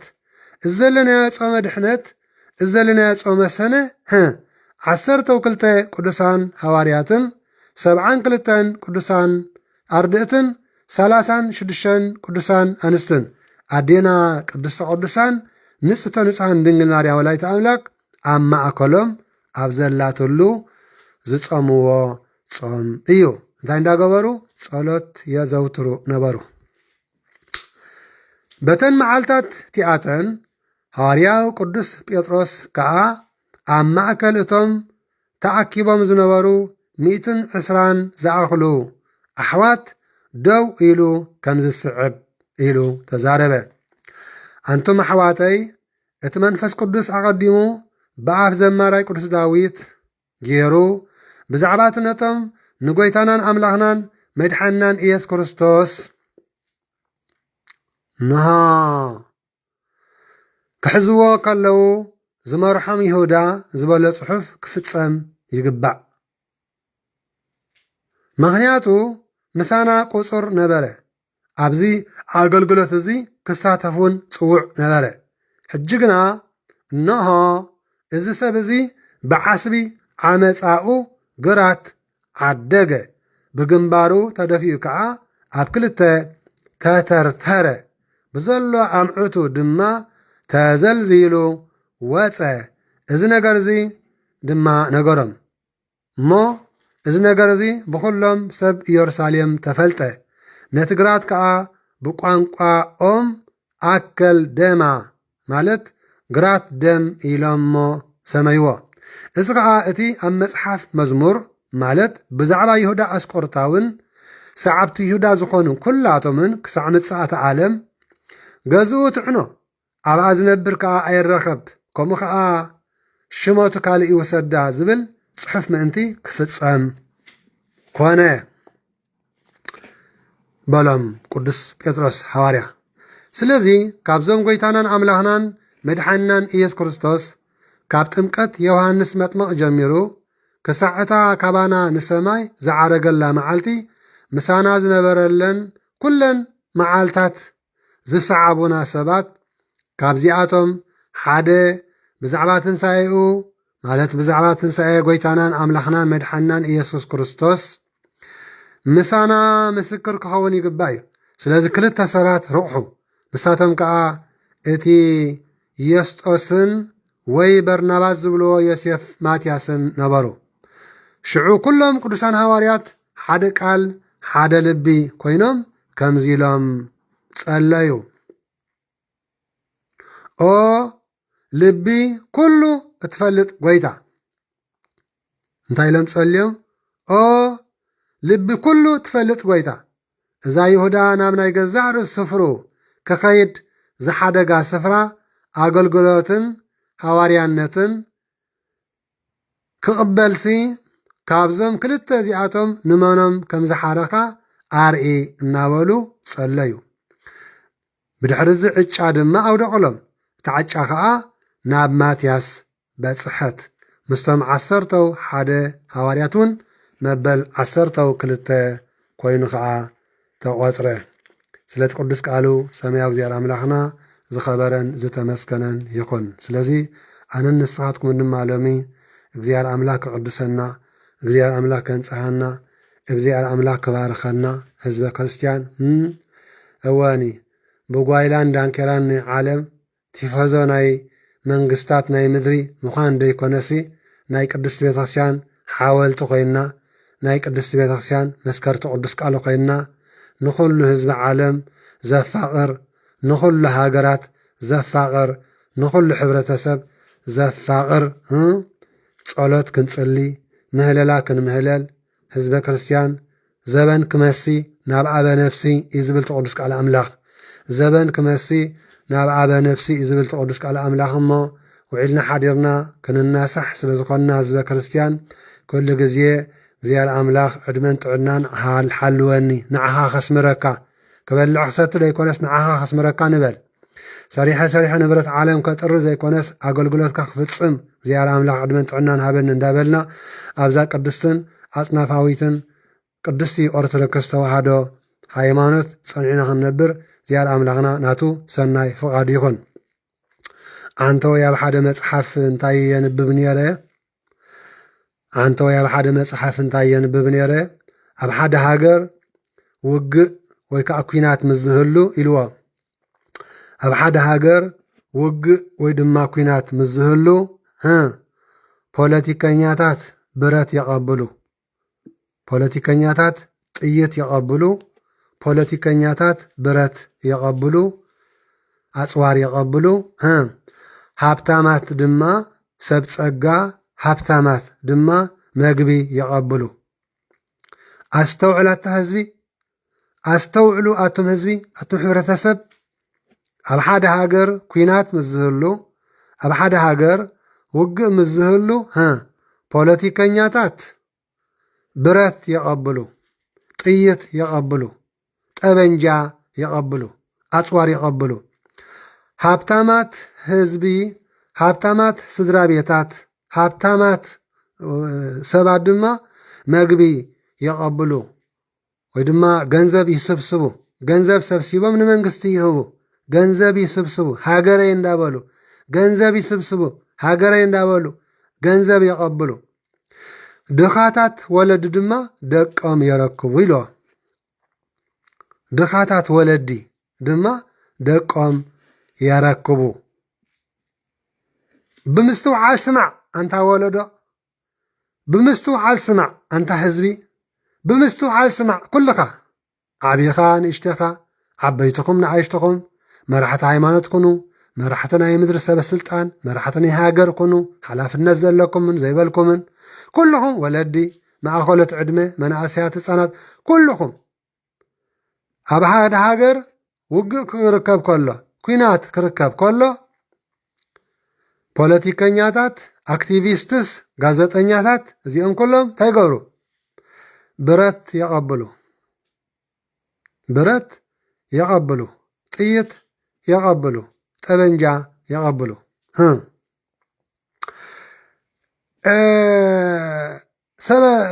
سب صقا هابتامات دما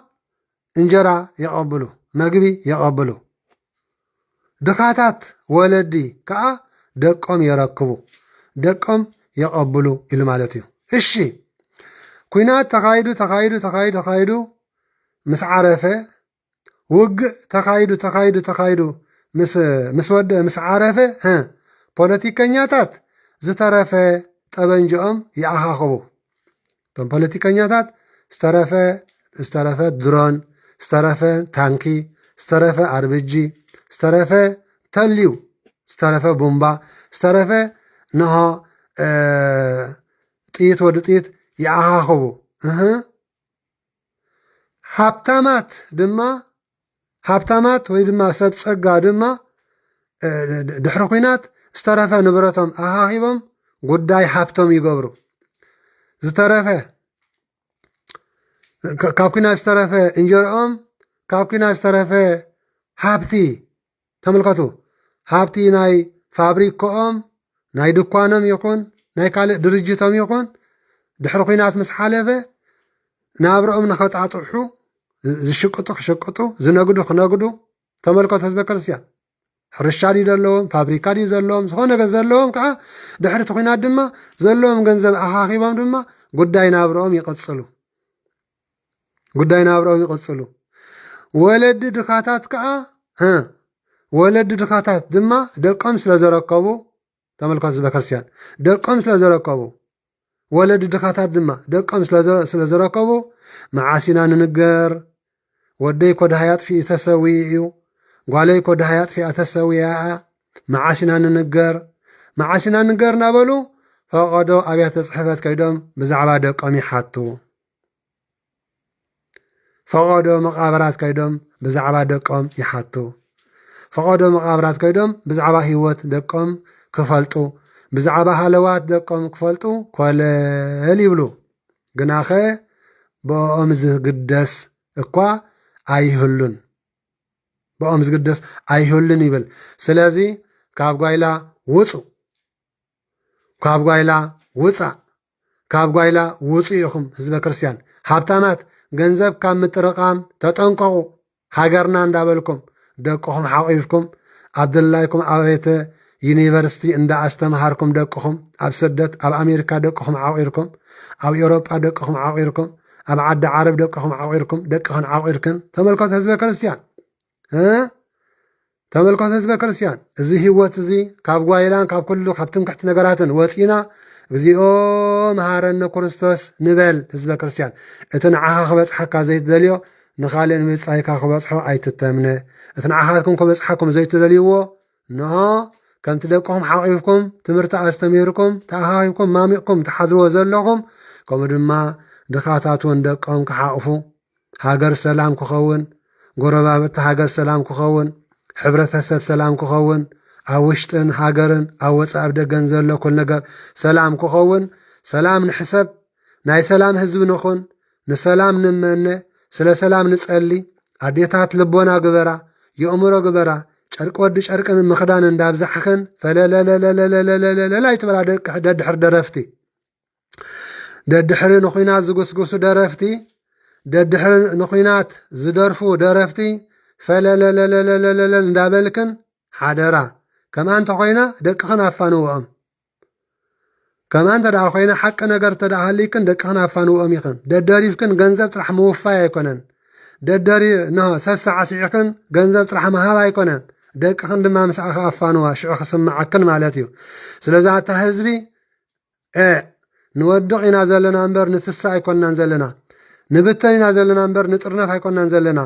ንእግዚአብሔር ኣምላኽ ንሕዝነ ነጉሄ ኢና ዘለና እምበሪ ናብ እግዚኣብሔር ኣምላኽ ኣይተመለስናን እሞ ግደፉ ከምቲ ቀብሪ ተረኺቡ ሬሳ ምስ ቀበርካ ገጽኩም መልሱ ዝበሃል ጽንዓት ይሃብኩም ንኽንበሃል ግደፍ ህዝቢ ገጽካ መልስ ናብ ኣምላኽ ግደፉ እትም ህዝቢ ገጽኩም መልሱ ናብ እግዚኣብሔር ኣምላኽ ግደፉ ሕጂ እውን ጾመ ሃዋርያት ኣትዩ ንህለ ጾመ ሃዋርያት ኣትዩ ከሎ ዋ ትማልሶን መዓልቲ ፈቐዱ ሃገራት ጓይላ ክትፃወቱ ውዒልኩም ማለት እዩ ፈቐዱ ሃገራት ጓይላ ክትፃወቱ ውዒልኩም ካብ ናይ ስራሕ ዓለም ዕረፍቲ ኢና ኢልኩም ካብ ናይ ስራሕ ዓለም ዕረፍቲ እንተኾንኩም ግናኸ ጾመ ሃዋርያት ሓደ ኢሉ ጀሚሩ እንከሎ ጸዋመ ሃዋርያት በስመ አብ ወወልድ ወመንፈስ ቅዱስ አሐዱ አምላክ አሜን ብስጋን ብነፍስን እግዚአብሔር ንዓኻ ንኸኽብር ህይወተይ ባርኮ ህዋሳተይ ባርኮ ሰውነተይ ባርኮ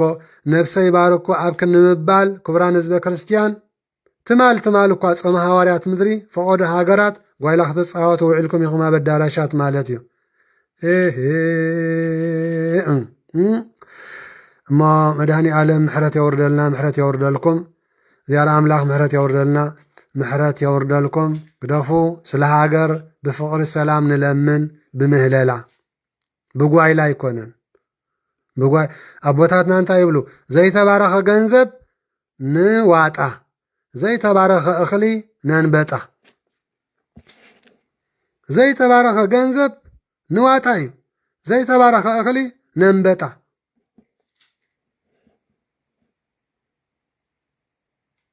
እወኒ ስለዚ እግዚአብሔር ኣምላኽ ይቕረ ይበለልና ይቕረ ይበለልኩም ጾመ ሃዋርያት እዩ ዘሎ ህዝበ ክርስቲያን ንግሆ ምስ ዓበ ነፍሲ ናይ ኣጋምሸት ደግሲ ካይኮነና ኣይተጣቕዑ ኣይተጣቅዓ ኢድኩም እግሮኹምን ኣርንቡ እወኒ ፖለቲከኛታት ብረት ጥይብ ጠበንጃ ቦምቢ የቐብሉ ሃብታማት ሰብ ጸጋ እንጀራ መግቢ ይህቡ ደቂ መሳኪን ግን ድኻታት ወለዲ ግን ደቆም ይህቡ ኢልዎ ደቆም ይህቡ ውግእ ምስ ተወድአ ኩናት ምስ ተወድአ ፖለቲከኛታት ዝተረፈ ማለት ሰበ ስልጣን ኩሎም ጀነራላት ንበሎም ሚኒስትራት ንበሎም ፕሬሲደንት ንበሎ ካልኦት ነገራት ንበሎም ኩሎም ኣብ ናይ ስልጣን ንሃገር ሒዝና ኣለና ዝብሉ ሰበ ስልጣን ሓለፍቲ ኩሎም ማለት እዩ ንበሎም እዚኦም ካብቲ ናይ ኩናት ዝተረፈ መልሹ መካዕበቲ ስልጣኖም መወሰኺ ስልጣኖም ነቲ ብረታ ብረት ይጥርንፉ ይእክቡ ኢሎም ማለት እዩ ሃብታማት ድማ ድሕሪ ኩናት ዝተረፈ ሃብቶም ኣኻኺቦም ድሕሪ ኩናት ዝተረፈ እንጀሮም ኣኻኺቦም መልሾም እንታይ ይገብሩ ተመልከቱ ህዝበ ክርስቲያን መልሾም ድማ ንግዶም ይቕፅሉ ሸቐጦም ይቕፅሉ ድኻታት ወለዲ ድማ ዘረክብዎም ደቆም ድሃይ ስለ ጠፍእዎም ስለ ዘይተመለስዎም ፈቐዶ መቃብር እንዳኸዱ የናድዩ ፈቐዶ ሓወልቲ እንዳኸዱ የናድዩ ፈቐዶ ቤት ጽሕፈታትን ምምሕዳራትን ድሃይ ወደይ ዶ የብልኩምን እንዳበሉ ፈቐዶ ኣሃዱ ፈቐዶ ሰራዊት ኣሃዱ ኣድራሻ ስኢኖም ውላደይ ደርኢኹም ጓለይ ደርኢኹም እንዳበሉ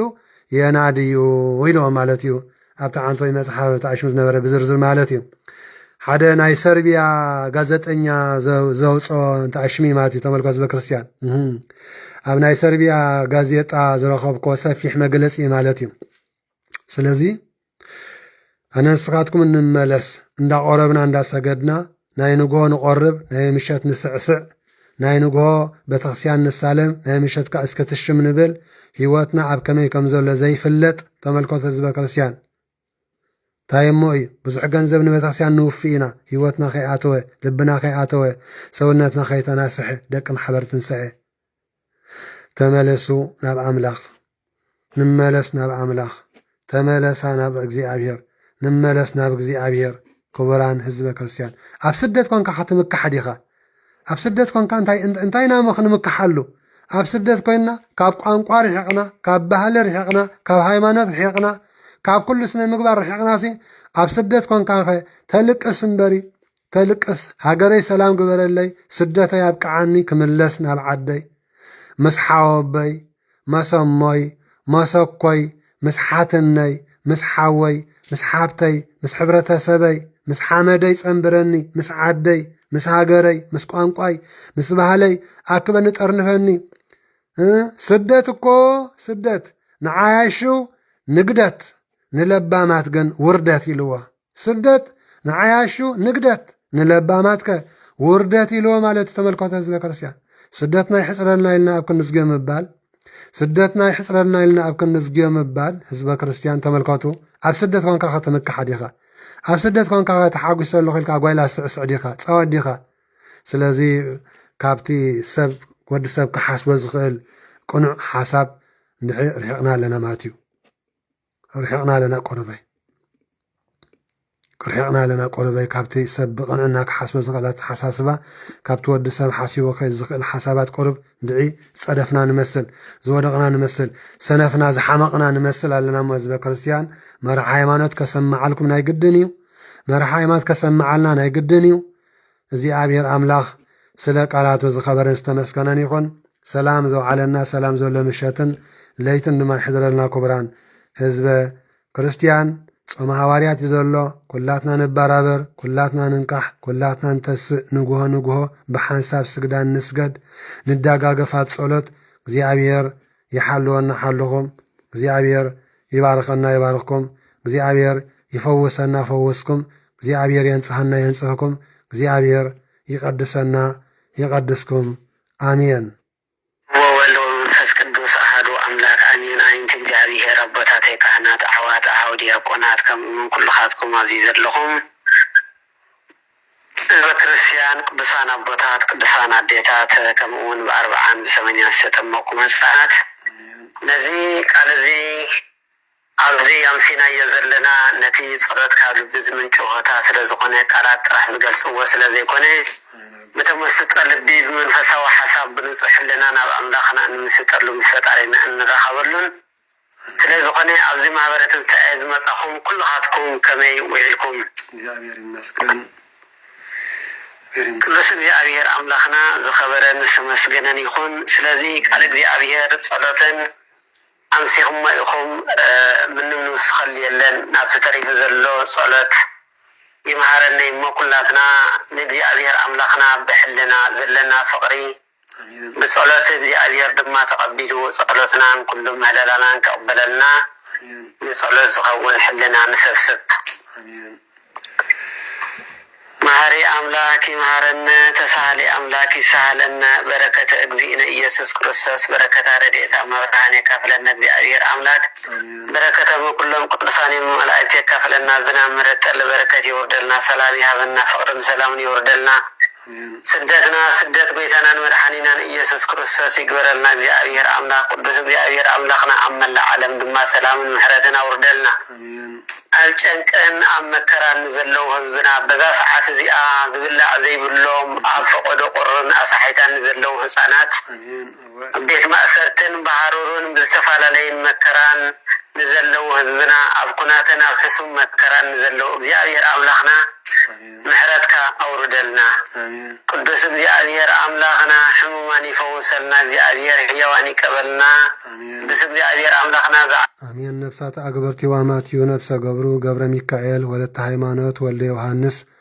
ዘርአ ማርያም ወለተ አርያም ተስፋ ሚካኤል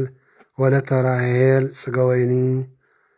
ወልደ ናትናኤል ስርጉተ ስላሴ ወልደ ማርያም ወለተ እግዚእ ተክለአብ ሓረገወይኒ አመተ ማርያም ገብረ ዮሐንስ ዘርአ ጋብር ኩሎማ ውሽጢ ሃገር ናብ ስደትን ዝዓረፉ ሰማዕታት ምድረ አጋዚት أبواتنا أحواتنا عندما مس أبراهام إسحاق يعقوب نامبرلنا እግዚአብሔር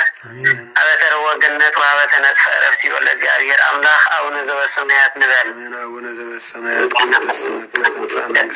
ويكون فقادك كما بسماء كما هو بمدرس ساينا زللتنا هبن يوم لنا أبسينا دجاينا كمن ندق إذا أبس تابع النبي أوستمن سط الله منا ولا نم كل أكوي اسم ذي أكيد من قست هاي الوصفات قبل عالم آمين بسلام قدس قبل الملاك أوزتنا مريم سلام لك نقل بلنا تشور نقول سكاتش مجزيات صباح سلام لك بركت أنتي مانست وبرك فريكر سيتشي تفسير الستي ومريم تتركها زيادة لك سالي وتصلي مرتب أنتي أنا حرفكم لك يس كريستوس كما يسر لنا حتى وإن تمحسن بك آمين. يفتح ويسرق زينة وأملاكنا ودعنين إيسوس كريستوس كان لك كان سر أسا ولولو رو كسد برام كران ساس تام زاون حوريات أبين كانت أبيت كنا سائر بسانات أقل كائمات كل فتحان ونسعنا بأفعل من فقد توفي برهان أجزيء ومعرن كريستوس من أسد تخلت أجزيء معرن كريستوس دي معرن كريستوس دي معرن كريستوس دي معرن كريستوس دي معرن كريستوس دي معرن كريستوس دي معرن كريستوس دي معرن كريستوس دي معرن كريستوس دي معرن كريستوس دي معرن كريستوس دي معرن كريستوس دي معرن كريستوس على فترته وزي ما سكبته كن ولهم قصص سمعت من دبتنا مريم كمهون والعصر تخلت أجزيء بأنت أجزنا مريم معرن كريستوس بأنت أجزنا مريم معرن كريستوس بأنت أجزنا مريم معرن كريستوس بأنت أجزنا مريم معرن كريستوس بأنت أجزنا مريم معرن كريستوس بأنت أجزنا مريم معرن كريستوس بأنت أجزنا مريم معرن كريستوس بأنت أجزنا مريم معرن كريستوس بأنت أجزنا مريم كريستوس بأنت أجزنا مريم كريستوس بأنت أجزنا مريم معرن كريستوس بأنت أجزنا مريم معرن كريستوس بأنت أجزنا مريم معرن كريستوس بأنت أجزنا مريم معرن كريستوس يسوع كريستوس هاتياته وهاتياته الذكاء يعير حتياتنا يريد لنا يعير لا تقوم بركتي بيدرس بأولس يدرس لك يعير تام سرحاتيات زيادة كم أثر تحتيات يفتحكم حضرنا إلى برو أدمت عناني هبكم تقينوا زم تم زي تسرحوا تم نسرح لما تنزل لهم نتليتنا تم زي باللوم نزحنا وان ترداقي فينا نتعيا ስለዚህ እግዚአብሔር ሰላም ላይ ይግበረልና አሜን ተመስገን ፈጣሪ ሁሉ ዓለም ተመስገን ፈጣሪ ሁሉ እግዚአብሔር አምላክና ናይ ጽባህ ንጉስ ሰባት ይበለና እግዚአብሔር አምላክና ምስጋና አሜን አሜን ሰባት ይበለና እግዚአብሔር አምላክና ምስጋና ይብዛሕ ፈጣሪ ሁሉ አሜን ስለቲ ቅዱስ ቃሉ ሰማይ እግዚአብሔር አምላክና ዝከበረስ ተመስገን ይሁን አላህ ይጀመረና አጀምር ዘፈጸመና ለለ ባህር ዚ ዓለም አህ ጽሐ ከብ ምስጋና ብዘለና ያበረከት ናይ ወልድ ፍቅር ናይ መንፈስ ቅዱስ ሀብቲ ኣብ ጽርሐ ጽዮን ምዕጽፈን ድንኳን ከም ዝወረደ ኣብ ልዕልና ኩልና ድማ ይውረድ 12 ቅዱሳን ሐዋርያትን 72 ቅዱሳን አርድእትን 36 ቅዱሳን አንስትን 120 ማሕበረ አርድእቲ አዴና ቅድስት ድንግል ማርያም ወላዲተ አምላክ ኣብ ማእከሎም ኣብ ዘላት ሁሉ ጀሚሮም ሰላም ዝፈጸሙ ጾም ቅዱሳን ሐዋርያት በረኸቶም ረድኤቶም ድማ ንዓና ይክፈለና እግዚአብሔር አምላክ ጀሚርና ሰላም ክንፍጽም ቅዱስ ፈቃድ ይኹን ኣብ ጸሎትኩም ዘከርና ደሓን ሕደሩ ህዝበ ክርስቲያን ጥዑም ለይቲ دحان حدارو طعم ليتي دحان حدارو طعم ليتي دحان حدارو طعم ليتي سلام ليتي سلام ليتي سلام ليتي سلام ليتي سلام طعم حداي سلام دحان دارو سلام ليتي